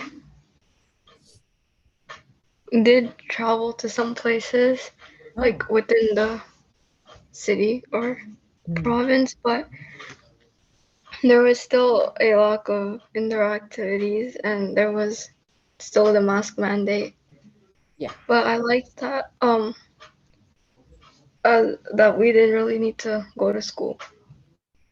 Yeah. Okay. So what did you do? How did you keep yourself happy? Well, I increased my screen time. I liked playing games on my computer and developed my typing skills and talked to my friends. Cool. And school kept me going. Nice. All right. And I guess I'd suggest some people to reduce their screen time and maybe go outside and try to have some social interaction along with healthy meals. Oh, nice. It's great. Thank you, Varsha. Can I call upon Yash? Yash Pujar. Do you want to talk, Yash? I actually did the Yeah. third one. Yeah, if you don't want me to share this, that's fine. You can go ahead and talk about what you have written. Um, to stay happy, I spent my time doing hobbies like reading. Mhm. When I felt like bored, sometimes doing a little bit of like cooking would help me feel a little more like less bored. And then when I didn't have anything to do, I would usually go outside and like maybe like find something to do. Like I would go to the park, but if there's too many people there, then I couldn't really go because of COVID and stuff. Yeah. And if I'm too tired, then I would usually draw something because it helps me calm down. Mhm. And then like when the pandemic was really like active, me and my dad would like go in the basement and play some ping pong because that would help us stay exercised and stuff. Yeah. And if the weather was good, me and my dad would go outside for a walk in the morning. Also help us keep a little active. And then sometimes I would make lemonade during the summer because when I didn't feel like drinking water, like I knew how to make it, so I usually made it, and it's really easy to make. And then during my free time, I usually animate and like watch TV to keep me entertained. Yay. Thank you, Yash. Thanks very much for sharing it. Okay. Tanai. Can I call upon Tanai? So as for the first question, how did I feel in the beginning when remote school started? Mhm. I obviously miss us for the prance. I obviously like miss going to school. And I was like stuck behind a computer for online school for 6 hours, which definitely did not help my eyes and made the prolonged exposure to the screen made my eyes like, feel weary and tired, and also could potentially like hurt posture as well. For me personally, workload actually increased over online school. And while it was easier to access school, the material of school was more in quantity but less in quality. And in subjects like French, where we already don't know much, that can be like very deadly to our understanding, and it was. And there was less motivation over online school to be physically fit because of how much work was with the computer. And a big reason for this was because of how toned down gym class was through the pandemic. There was like not much exercising and like social interaction with gym teachers as well. And while it was bad, while online school was generally a bad experience, it was easier to wake up just a bit later and have that extra 30 minutes of sleep. And the news outlets were scaring not just me, but everybody. And I was like scared to simply go to simple things like grocery shopping or meeting my neighbor and all that. Excellent. So can we go to how did you keep your spirits high? Yeah, so during the pandemic, I tried listening to calming and peaceful music through YouTube. There's like so many compilations of those, and those help to like calm nerves and when things get stressed. I talked a lot with my family members as I was secluded in the in my home, I found more time to talk with them, and that gave me plenty of social interaction. Athletics exercise, and I played as many sports as possible to be physically fit, just tennis in my local community and basketball in my front lawn and all that. I tried cleaning the house to make it look as neat and tidy as possible. This helped for like my mental health, and it also helped my family out a bit. And I tried bonding with my family by watching like shows together. Yeah, great. Thank you, Tanay. Can I call upon Chinmay?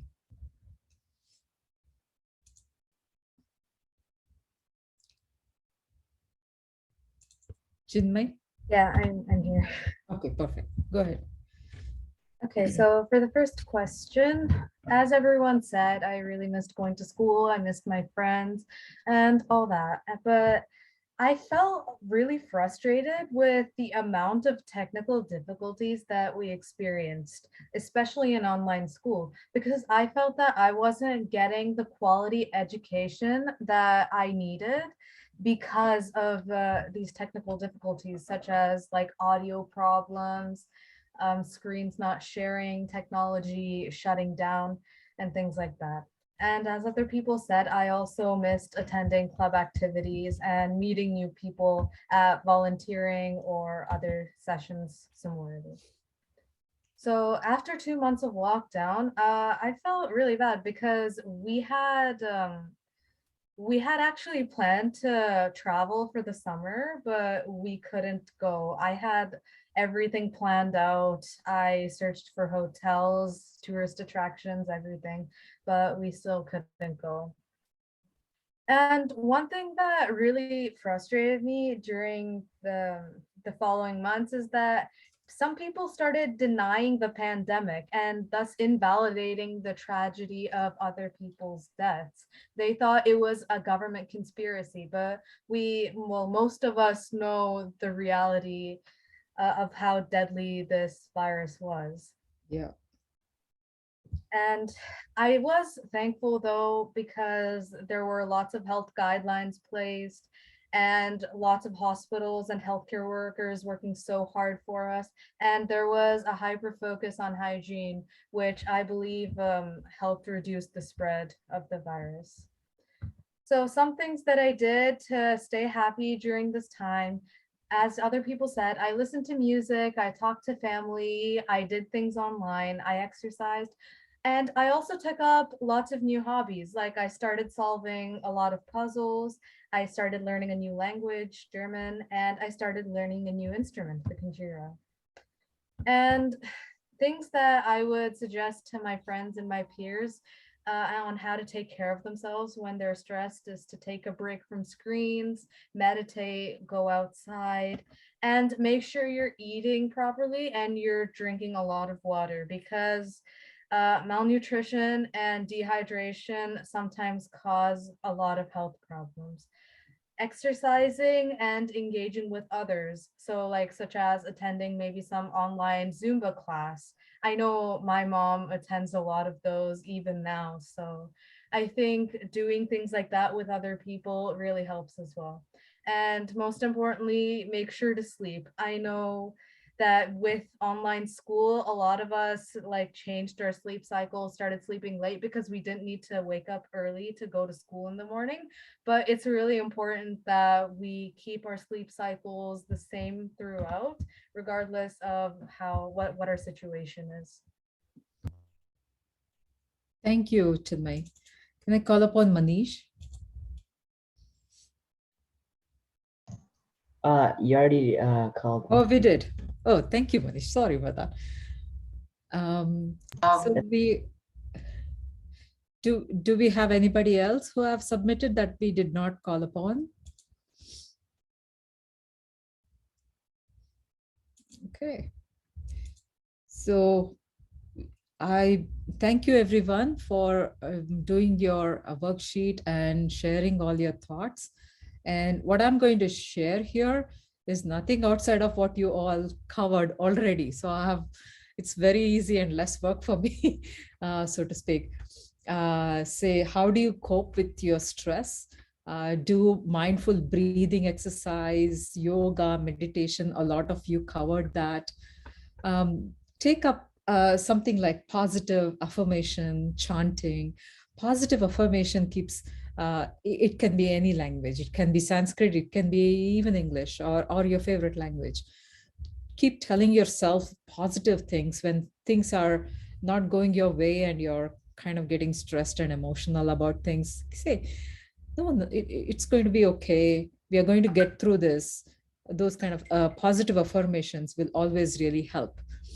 Um, Take a pause to think and start counting backwards. If you don't know any mantra, if you know a mantra, you can start chanting a mantra for some time, and that calms your nerves down and gives you that kind of a peace of mind. Playing a lot of sports. You guys listed a whole number of sports, and playing sports re-energizes, makes you happy. Eating and cooking healthy meal.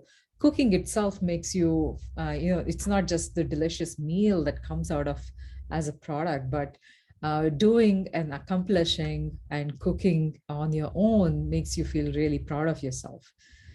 Gardening, a couple of you mentioned gardening, and that's very nice because you can grow your own vegetables and you can see the plant grow that you watered and nurtured every day. Then go on a run, bike, walk, bike ride. These are all very, exposure to nature is all very, very nice and happy. Some of you learned new instrument or new songs or listen to music. Self-care is a good thing, and listening to music kind of stimulates your mind and brain. Do a dance, and just dance on the YouTube is also very much fun and exercises as well, and kind of gives you that good vibes. Pamper yourself, take care of yourself, do some spa, and as Chinmayi mentioned, nourish yourself, and a lot of water and other things to keep yourself happy. Many of you covered the art and creativity. Come up with your creative ideas and do some art, and keeps you focused and improves your a skill. Baking a cake or baking anything is another fun activity to do with friends. Journaling, sometimes we like to read or write or just put some thoughts together. Storytelling, and these are all very fun and creative activities, which is going to be a good skill for a long run to come. Reorganize. A couple of you guys mentioned about when things go really wacky, I had to reorganize, and that's not a bad thing, because every time you change the look of your room or the area of your workspace, add a new art that you just created, kind of gives a good vibe and good feeling, and it's more creative and productive area. Some of you learned going out and getting connected to the outdoors, photography, learning a new language, or bird watching, and getting close to nature is some of the fun things to do when when we are stressed and we have to be alone. So thank you very much, and thanks for all your contribution and interactive sessions. We all learned a lot from each one of you, and thanks for that. Over to you, Nanda. Wow, I must say that I was really surprised and also delighted to see bountiful activities listed by all of you. Almost all of you. One bottom line that I want to mention is that finally you learned and you showed us how well you adapted to the situation, which was so unpredictable, unprecedented, and you didn't know how long it would last. So coping up with the online studies, somebody suggested technical difficulties, how they went through that. And I'm also part of it, as it is teaching that I do. A lot of effect on my eyesight. I can say that I went many times blind in these 2 years that I could have waited for many more years to come.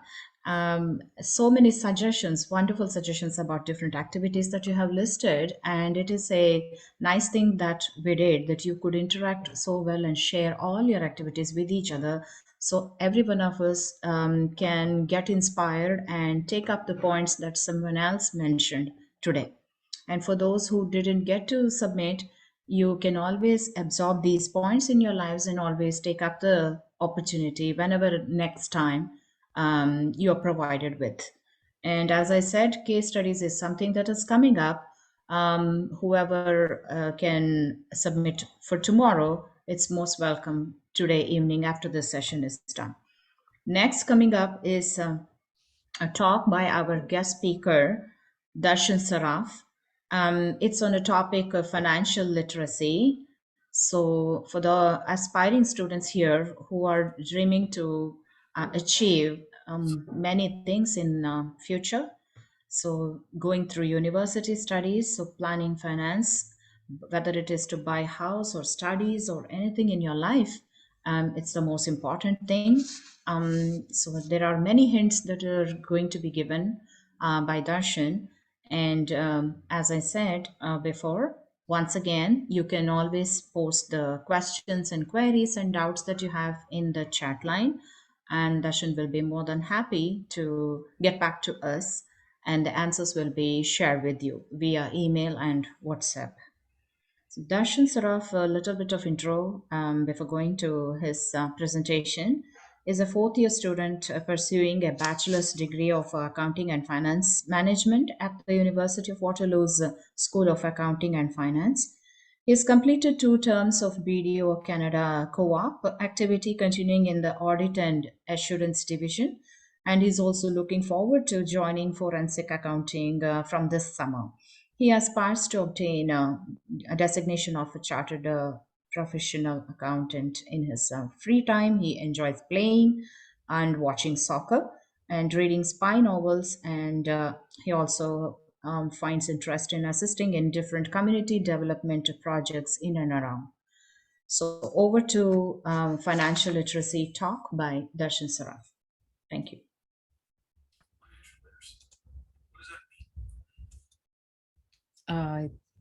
Let me stop sharing. Let's start again.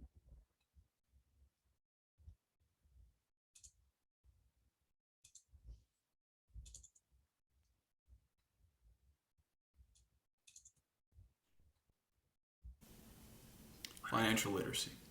What does that mean? Is it something that we use to handle our money? Is it something that we use to play the stock market?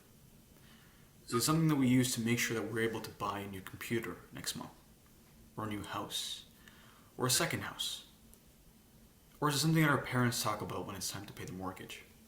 Well, it's all of these things. My name is Darshan Saraf, and I'm a 4th-year student at the University of Waterloo studying accounting and financial management. And today I'm here to talk about financial literacy. So what is financial literacy? Cambridge University defines financial literacy as the ability to understand the basic principles of business and finance. But let's dive a little deeper. Financial literacy is a bit more personal than just business and finance. It's the understanding of the fundamentals and the application of concepts like earning, spending, investing, budgeting, borrowing, and protecting your money. As I mentioned, financial literacy can be divided into various subcategories. For today's presentation, I'll be going through these subcategories using the 4 pillars of accounting and finance: income, expenses, assets, and liabilities. Income is the money, property, or other mediums of value that is received in exchange for work, or through one's investments. The most common source of income for many people is a salary. In many of your households, your parents may be working and earning income through paychecks. In some cases, you may be working and earning some money through a part-time job, or maybe you just receive pocket money from parents and grandparents. In all these examples, that cash or money received is income. Now, how do you manage your income, especially if you're not the one that's giving it to yourself? Well, by working hard. Whether you're working in a corporate office downtown, or a part-time minimum job, or even an internship, finding a position that you find interesting and working hard to fulfill all the responsibilities will help you get recognized. And in most cases, that recognition comes through income. Wherever you're working now or may work in the future, remember that you are not paid for your effort in the position, but rather the value you present to your employers and fellow employees. So now that we agree that earning money is important, let's look at how we manage it. Expenses is simply money that is leaving your account for a specific reason. Mortgage bills, insurance bills, phone bills are all examples that you may have heard from your parents. In your case, it might be those new pairs of Jordans, or a cool haircut, or Uber Eats. Either way, it's all leaving your account. But there's a key difference between all the expenses I just listed out, and it's fundamental when understanding how to handle your money. There are two types of expenses: discretionary and non-discretionary, or optional and fixed expenses. How do you know which one's which? It's easy. Just think about all the expenses you cannot live without. And no, Netflix does not count. These are all fixed expenses. Mortgage bills, insurance bills, phone bills, groceries, auto loan payments, gas, tuition. These are all expenses that are fixed. Doesn't matter where you are in life, whether you're a high school student living with your parents at home, or living with friends at university, or living by yourself and working full-time. Your one goal should be to make sure that your income exceeds your fixed expenses. Now, what about the money that's left over after fixed expenses are deducted from income? That's the room for optional expenses. Budget your optional expenses. Maybe as easy as saying, I'm going to leave $20 per month for food with friends. By planning and listing out all your optional expenses will help you decide how to spend your money wisely. A key tip is to consider savings as a fixed expense. A common practice is the 50, 30, and 20% rule. 50% for fixed expenses, 30% for fun, and 20% for savings. But as students, you may not be making high levels of income. But also remember, you don't have significant expenses. So change that 50, 30, and 20% rule to something that suits your lifestyle, like 70 and 30. 70% towards savings and 30% towards entertainment. That 70% should not be touched.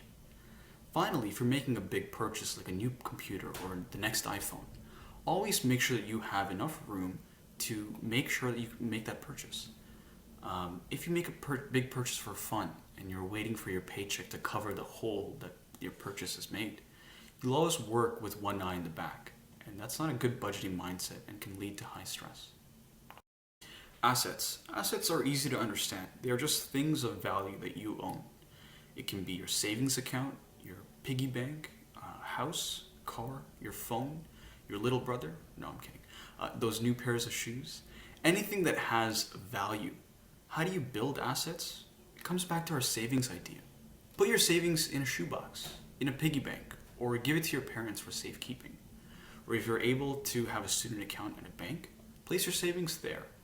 As the value of money grows over time, your assets will be worth more. You will reach a point where you're able to spend that money on more assets. Another type of an asset is an investment. Stocks, which I'm sure you've heard of, are pieces of companies. For example, if you own one share of Apple, you have 1 out of 16.39 billion shares of the company. Researching and investing your money in a stock is a good way to make a return over time, although there is some risk. If that company does poorly and the stock price tanks, your asset, which is your investment, will lose value. A good way to protect yourself is by investing in an index fund, or ETFs, which are basically baskets of similar stocks. They will diversify and spread that risk that you might face. Another important investment that is available to all of us as students after the age of 18 is a TFSA, which is a tax-free savings account. You are allowed to put a certain amount of money every year into your TFSA after the age of 18, and you can watch them grow tax-free, and you can withdraw at any time. But how does money grow? Albert Einstein once called it the most powerful force in the world: compound interest. But let's go back to interest. Interest is a charge for borrowing money. When you put your money in a bank, the bank is technically borrowing your money for others. That is why you receive an incentive when you place your money in an account at a bank. Compound interest is basically the interest that money earns on interest. So if you have $10 and it earns 10% interest, at the end of year one, you will have $11.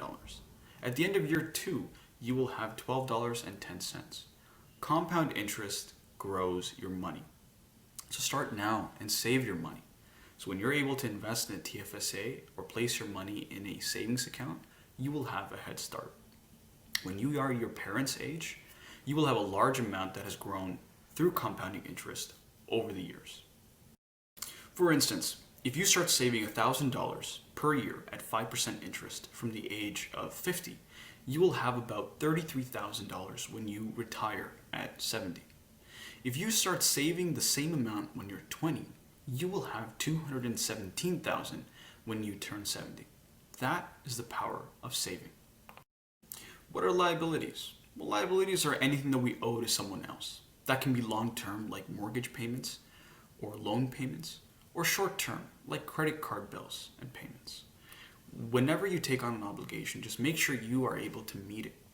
For example, if you use your credit card to purchase items, just make sure you have the sufficient funds to pay off that credit card and that balance in a timely manner. Failure to meet your obligations will hurt your credit score.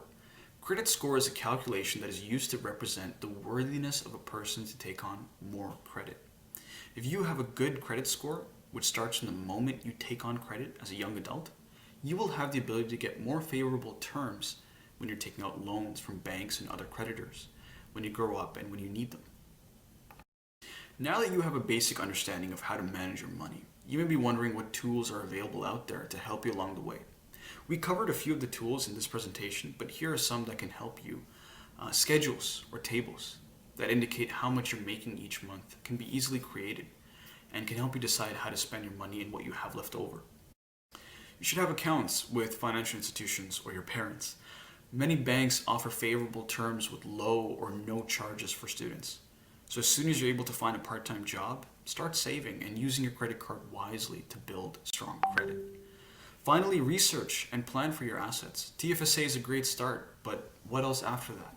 As discussed earlier, stocks or other financial securities, like index funds, are a great idea. Maybe a car or other items of value that will appreciate over time. Plan and save and build those assets in a 5-year, 10-year, maybe even a 15-year period, and track your progress along the way. But most importantly, keep asking questions.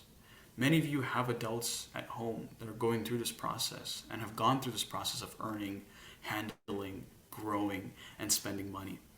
Whether it's older siblings, parents, uncles and aunts, or grandparents, keep asking questions and seek advice on how you can continue to build your financial literacy.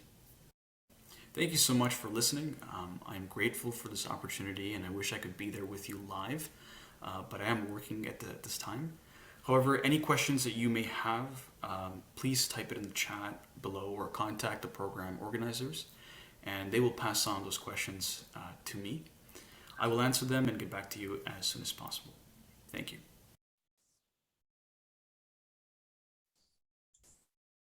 Excellent.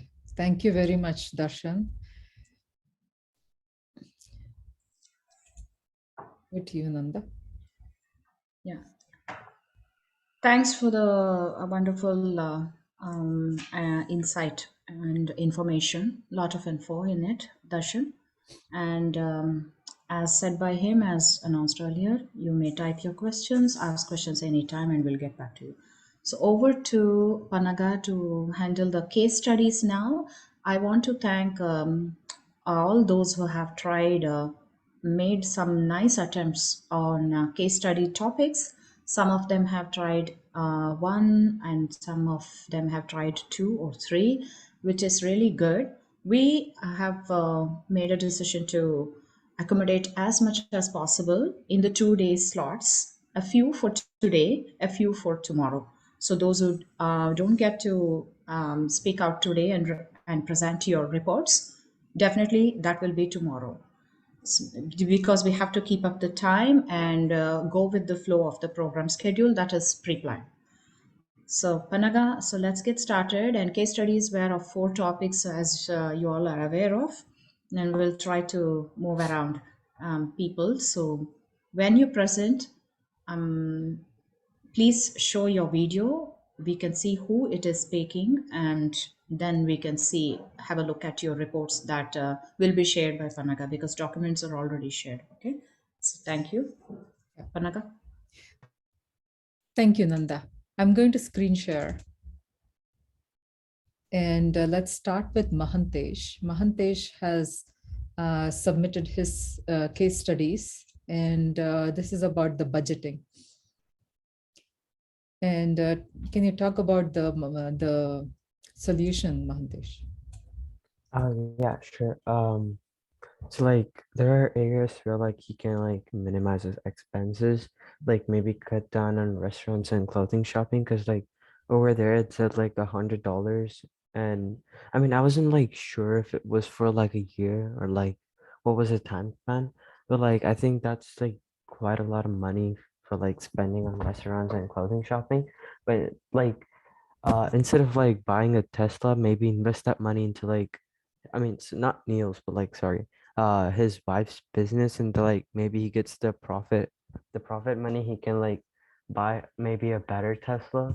It's like, so like, and then areas where he can maximize his revenue is like, wait, I'll just get the tab out. Or, yeah. Instead of like splurging money on like clothing, or as I said, or restaurants, maybe invest that into like renovations when they buy like the future $1.5 million house. So like what when it comes like for them to sell that like sorry 1.5 million dollar house, maybe they could like make huge profits from that and invest in like finally invest in like the new business they're planning as much as possible, so that like they can get like the best profits. And overall it's just the same thing, minimize like going to restaurants, and priorities could be like buying a detached house, considering like when they renovate it, and like when the time comes for them to sell, they can make profit, and like saving more per month, which would help them after like retirement, and even for like their son's studies. And then the necessity could be like uh a dream vacation to Mexico, or like buying a Tesla Model Y. I think it's like uh I think it's the other way around, I think. So yeah. Thank you, Mahantesh. Can we ask on Ananya Muralidhar? Can you unmute your? Yeah, hello. Great. So I did the second one where we like The planning, yeah, the time. So I actually do this a lot for myself because whenever I feel overwhelmed, I try to plan out my day. So first what I did is I tried to split it amongst each day equally when like there was things that were due 2 days later. But then there were some days he was more busy than others. So then I had to plan it so that days that he had less classes or less meetings, he did more homework, and then other days he did less. And then when I found that Monday and Tuesday were a little more busy, but then on Wednesday and Thursday he was able to have more free time, like at the end of the day. So yeah.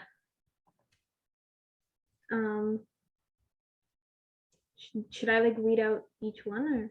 No, that's good. No, that's anything else that you would like to share? No, not really.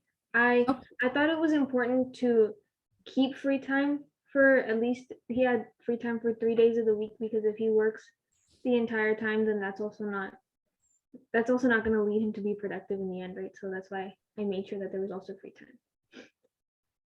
Thank you, Ananya. Thanks for sharing. Can I call upon Arjun to talk about the next the next spire? Arjun Saraf.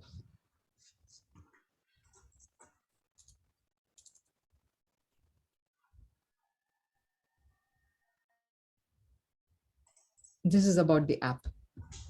Go ahead, Arjun. Okay. First and foremost, we were required to study NetSpire's competition and how we stand out from other social media apps. Our team of consultants has incorporated several systems in NetSpire to combat the risks of social media, such as cyberbullying and false marketing. NetSpire challenges cyberbullying by providing users with the course of action to report abusive comments and posts. We confront false marketing by immediately removing advertisements from businesses that have not contacted our team, using the available funds of $5 million. Additionally, we have purposefully used available funds to upgrade the app security system in an effort to prevent hackers from invading our users' accounts, passwords, and privacy.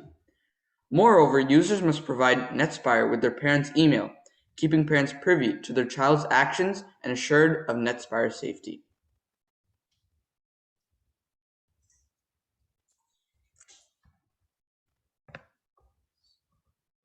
Next, to suit young adults and youth, I decided to split NetSpire into two sectors, school and social. Schools and school boards can employ the school sector of NetSpire to communicate with and assign work to students, keeping parents in the loop. Youth utilize the social portion to chat with friends, and businesses implement it in marketing products. Now I will read my report to the angel investors and the SMRP, or social media responsibility by parents. I think I covered most of this, so I'll just skim through it. Sure. So we have exercised our funds of $5 million in creating programs to battle the dangers of social media, as mentioned earlier. We have purposefully used available funds to upgrade the app security team in an effort to prevent hackers from invading our users' accounts, password, and privacy. Our app is sure to take technology by storm with its advanced, quick, user-friendly, safe, and developed software. Without a doubt, NetSpire will be extremely popular. To achieve success and popularize the marketing of this app, the angel investors' funds and financial backing are a necessity.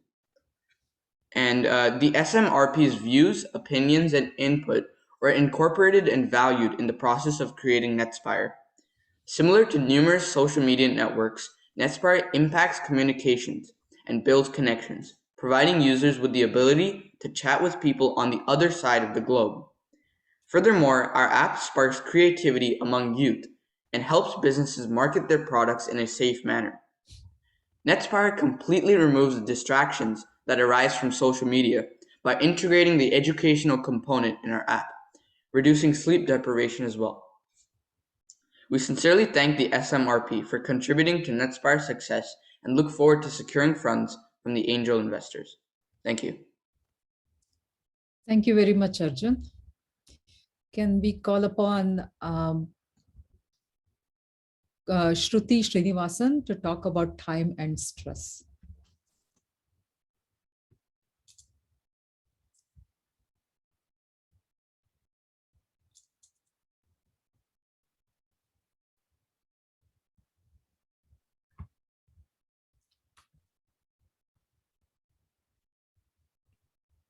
Shruti, go ahead. Shruti Srinivasan? Yes. Yeah, do you want to talk about your case study on time and stress? Do you like to share with us? You did the case study, right? Yes. Managing time. Do you want to share with us? Okay. I have the screen. You can see the screen, right? I've shared your screen. I had to so he had to do a few things on different days, while on all days he has some free time. And there's not much. Okay. Anything that stood out to you that you want to share with us? Watch out for this, or you have to ensure you have to do this.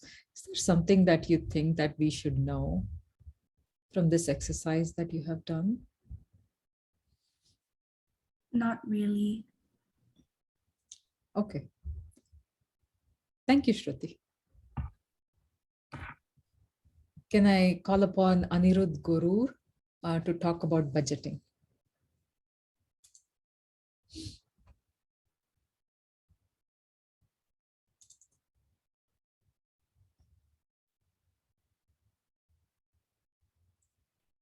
Yeah, Anirudh.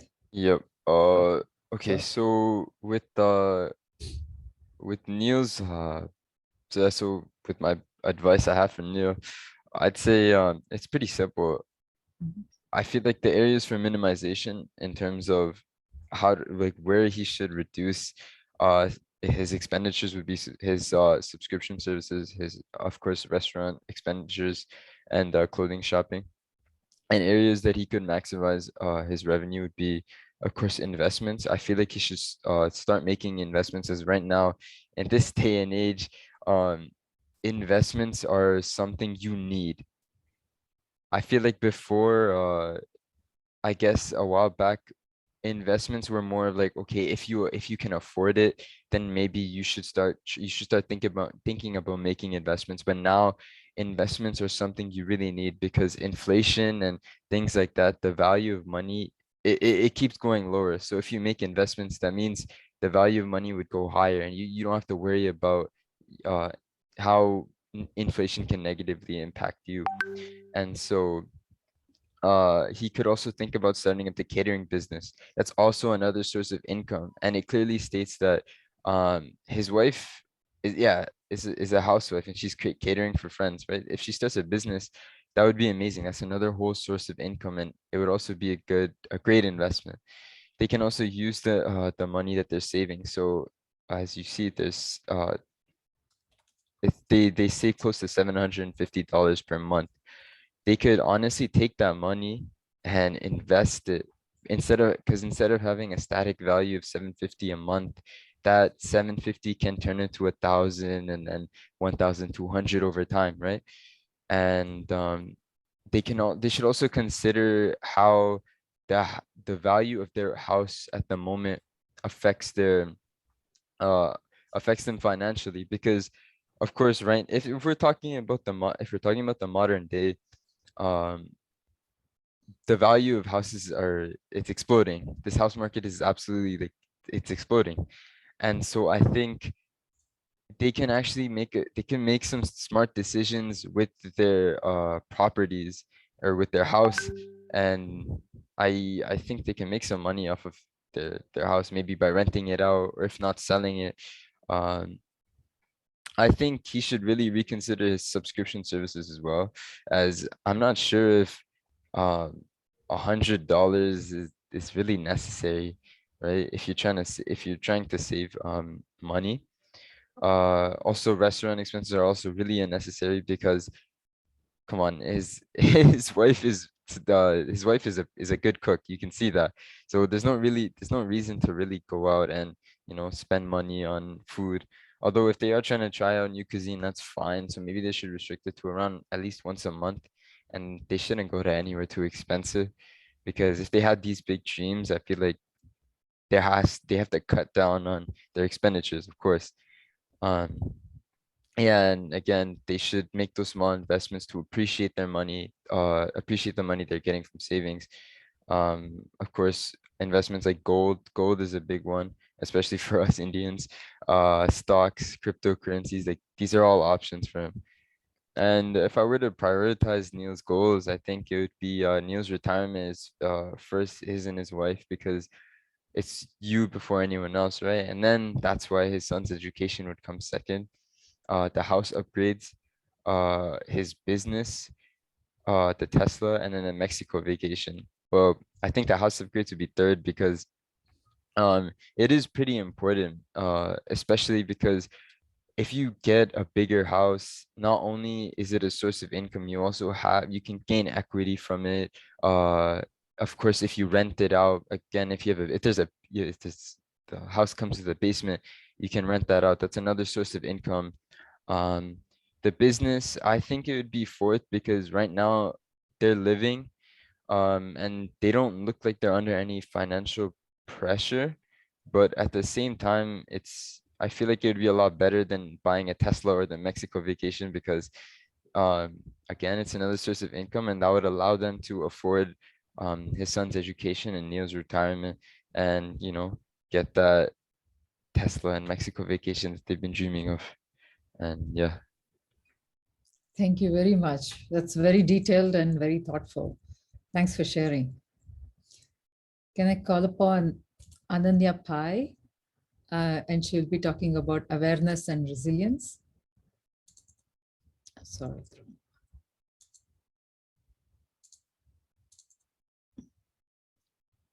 Are you ready, Ananya? Yes, hi. Hi. Go to your section here. Sorry.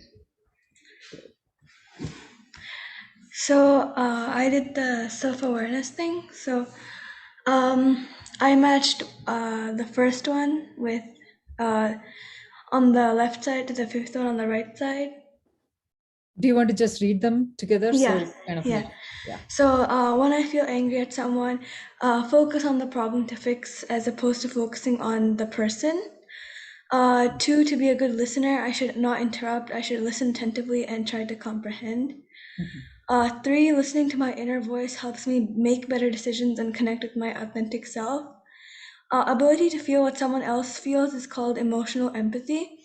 When faced with dilemma, the right choice is unclear. Think of your core values to make the correct choice. When facing a difficult situation at school, I should pause and respond, not react right away without thinking. When things are not in my control to change, we should change our mindset and attitude towards it. And lastly, public self-awareness is knowing how others think of us, and private self-awareness is understanding ourselves at different moods. Fantastic. That's great. Do you want to talk about reacting? Yeah. So for the first question, have you ever seen someone you know who has experienced a tough situation where things didn't go as they should? Actually, yes, I have, and I think I all of us have experienced it at one point too. So one time, there was a play at my school in grade 4. My class was doing a play. Um, Unfortunately, however, the teacher got sick and had to stay home for 2 weeks during as for COVID, and there was no really supply teachers that could stay in for a long time, so they had to get a new one every day. So that was already going off of the plan. And while that was happening, most of the teachers didn't understand that we had to do a play, and so we couldn't practice it very much. Another thing that was going off plan. And when our teacher came back, it was the day of the concert. So we were all stressed because, and our teacher especially, because she was shocked to come back and find out that we didn't know the play at all and we had to go in on soon. But she managed to get with the principal and ask if we could go on last. So we had some time to practice. But then what happened was some other class had a problem and we had to go on after like the fourth performance or so, we had to go on in 2 minutes. So that is probably the main thing that happened off plan. I think the reaction was we had to just kind of stay calm. We improvised the bits we didn't know on the play, and it ended up going well. I think because our teacher was continuously telling us to stay calm and just kind of think of what was happening and don't stress out over it because it's just a school play. Eventually, everybody got over it. It was quite a popular piece, so everybody kind of knew what happened, so our class just improvised what we were doing. But it turned out pretty good in the end, and I think the key is just to stay calm. So, yeah. That's very well said and very good situation that you explained very nicely to us. Thank you. Thanks for sharing, Ananya. Can I call upon Nidhi Hegde? And Nidhi has done all of them, all the case studies. Right, Nidhi? Do you have a preference of which one you want to talk about today? I don't really have a preference, but I guess I'll talk about the first one. Okay. So we are talking about the budgeting. Go ahead. Yeah, okay. So Neil can cut down on his clothes shopping and buy cheaper clothes from better stores in which he doesn't have to spend so much money, because no one needs to spend $200 just on clothes every month. And he can also cut down on how much he uses his car for unnecessary uses, where he can just walk to, if he was going to the store or if he was walking to the bus stop or anything like that. And he can also try carpooling with and with his like son, so that there's less car use. He can try to cut down on groceries by buying only what he needs and not buying anything more, and like keeping a grocery list so that he can stop wasting too much money on random stuff he finds. He can also buy cheaper subscriptions for entertainment, or just cut down on his entertainment, because his subscriptions are very expensive right now. And if he wants to save up for his car and his new house and get that dream vacation, he needs to be able to sacrifice something. And he can also eat at home rather than going to restaurants, because as they said, his wife wants to try building a business, and for that they need funding. So by stopping and cutting down on all of these things, they can help fund her business and probably get some more revenue with that business.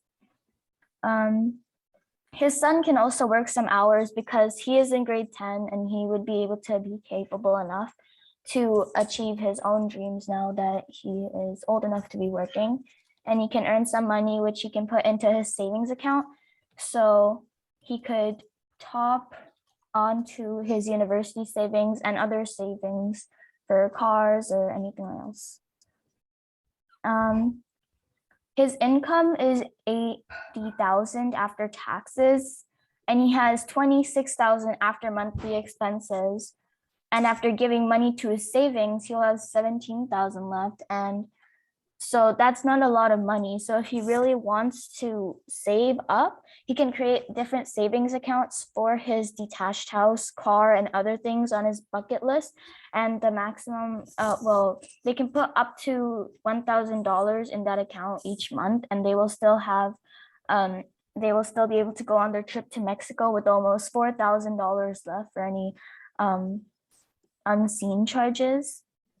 And so by making more savings accounts, then he will be able to save up more money and will be able to focus on his goals. So for organizing his wants and needs, $750 in savings is a necessity, because without it, he wouldn't be able to afford and fund his son's scholarship and sorry, his son's education. The 1.5 million for a detached house is a priority because he doesn't really need it. He just wants it. And it's not a priority. It's like, it's just a want. It's not something he needs, because he already has a nice house from that he lives in with his wife and his kid. And also for the trip to Mexico and other places for $5,000. That's also a want, because if he does sacrifice that up for something else, he won't die. He won't do anything like that. He's just going to be giving up something that he wanted. And for the 75,000 for Tesla Model Y, it's also just a want. He can try to find a better car that is more easygoing with prices, so that he's not spending too much money after retiring, and he'll be able to find more things that he wants to do, and he will have enough money to do it. So if Neil follows all of this, like cutting down and trying to save up, he'll definitely be able to get what he wants in the end, even if right now he won't be very happy doing it. It's just what it's just that if he really wants to follow his goals that much, then he will be able to follow it. That's excellent. Thank you very much for sharing that, Nidhi. And this concludes our case studies. Over to Nanda for some games. Let's stop sharing.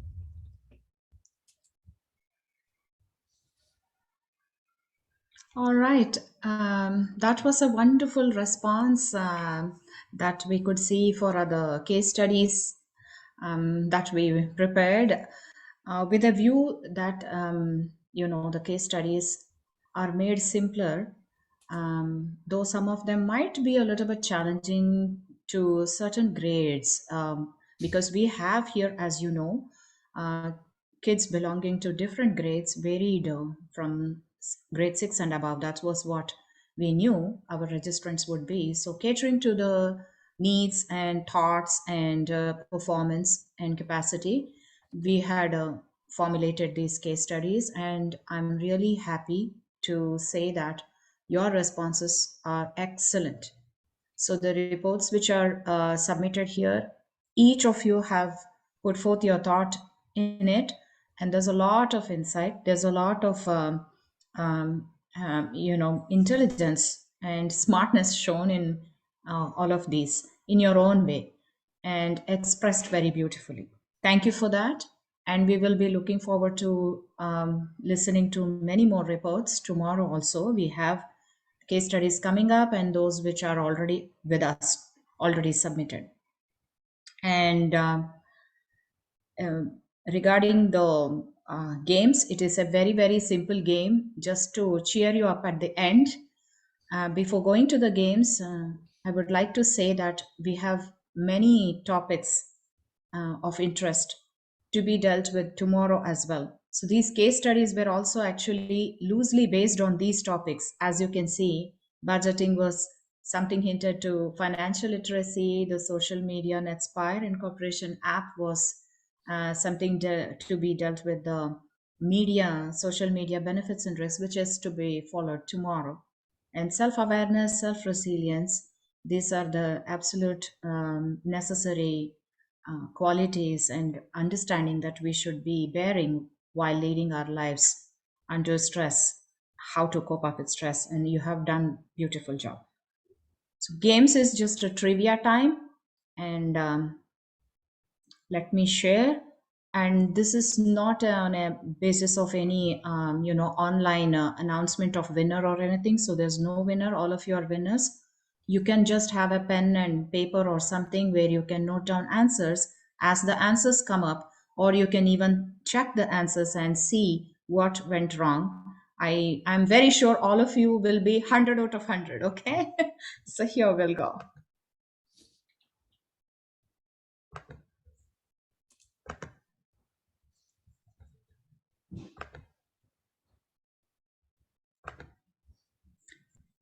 All right, ready? So how many territories are in Canada? Answers are there. I'm going to read as in the row form. Okay, 3, 4, 5, 6. Make up your mind, or if you know already, have that answer in your mind. 3 territories, and you know they are in the north: Nunavut, Northwestern Territories, and Yukon. What is the largest train station in Canada? Canadian Pacific Winnipeg, Union Station Toronto, Via Rail train station Ottawa, none of the above. What do you think? It's our own Union Station, Toronto.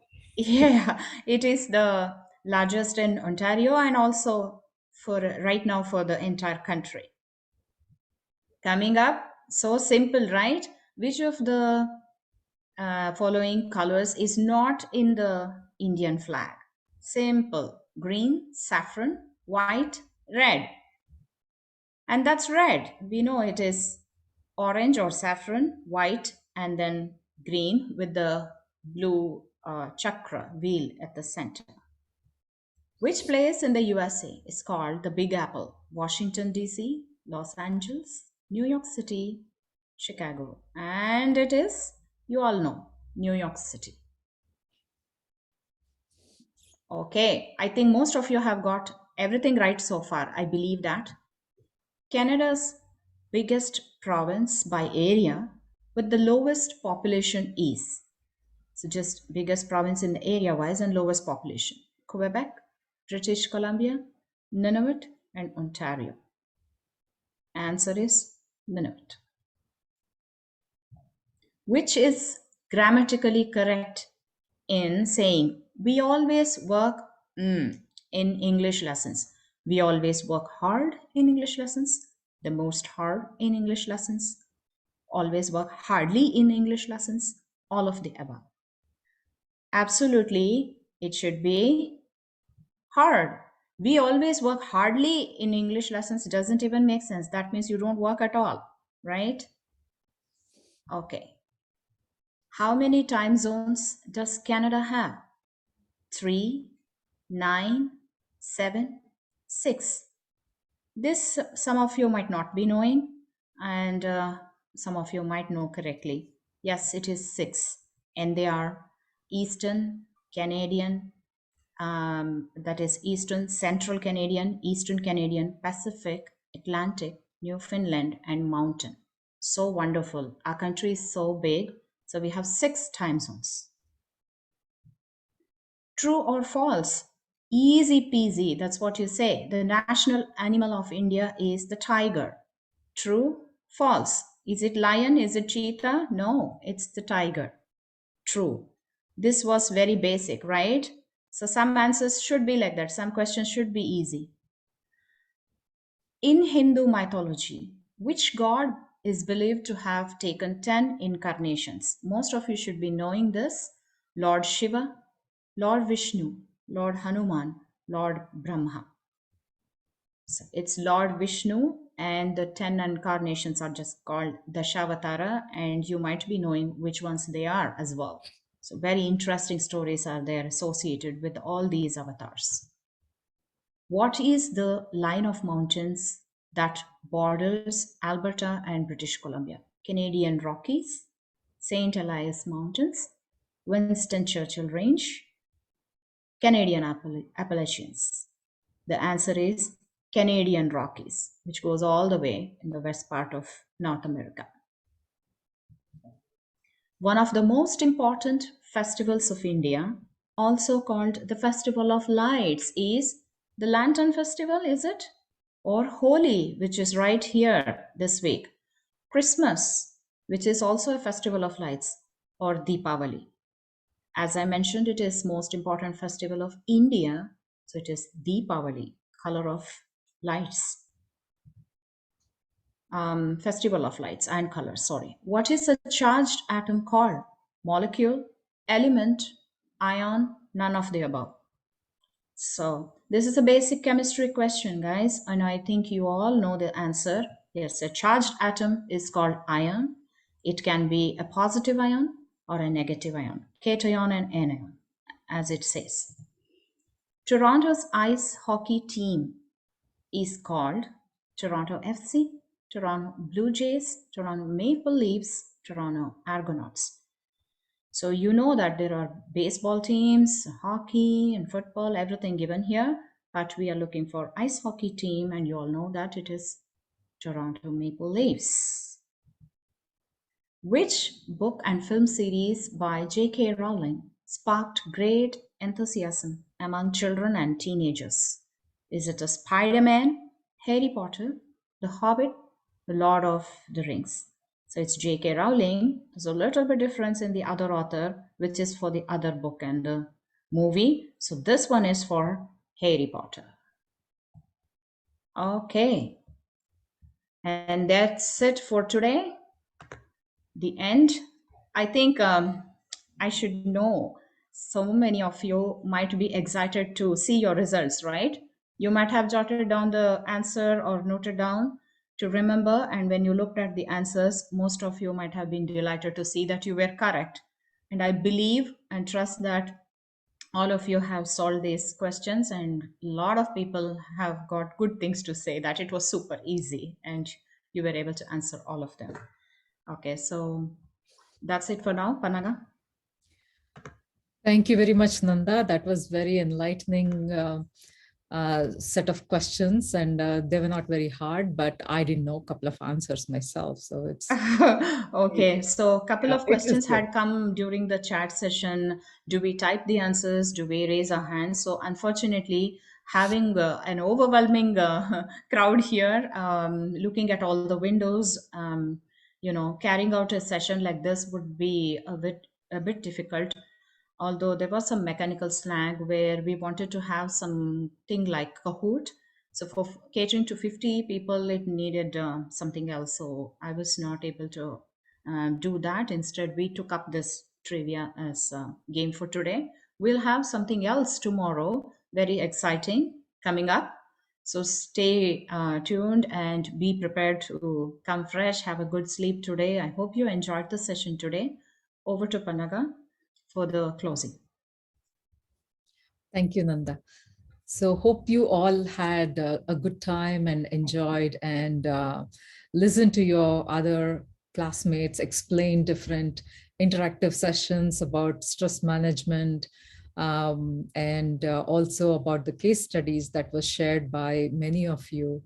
And we have, as Nanda Aunty mentioned, we have case studies coming up tomorrow also.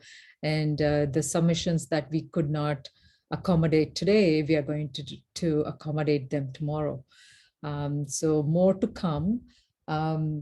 So tomorrow we are going to have a session on social media for youth, benefits and the risks, the Ayurvedic natural remedies, which is going to be a video that will be talked by Vaidya Bhagya Kiran. She's an Ayurvedic doctor, which is a naturopathic doctor. And she's going to teach us on some of the simple remedies that we can do at our own home by ourselves. It's not complicated. Whenever we have small ailments and illness around the house, we can get some comfort. We are looking forward for a big, good panel discussion from 6 of our own participants here. And that is something that the team has been working very closely with, and something that's really going to be exciting to hear from our panelists, and looking forward to listening to them tomorrow. We'll also conclude with another topic about resilience and how we build our resilience. So rather than waiting to, break the stress or until we get into the anxious state of mind, how do we build on a daily basis resilience so that when stress happens, we know how to cope with it already? So how do we'll learn how we can do that, okay? And we'll have closing comments about Saturday. So Paramankal will be talking about Saturday, what we have planned and what time we have to come. All the details will be provided to us tomorrow by Paramankal. Okay. Does anybody have any questions before we close this session? Either you can unmute yourself or you can post it on the chat. Yeah, tomorrow's session again starts at 9:30, so please be ready by 9:20, 25. So you can log in a couple minutes earlier and settle down. And as everybody come in, we will be starting the program soon. So if anyone has any doubts, you can just unmute yourself and go ahead. All must be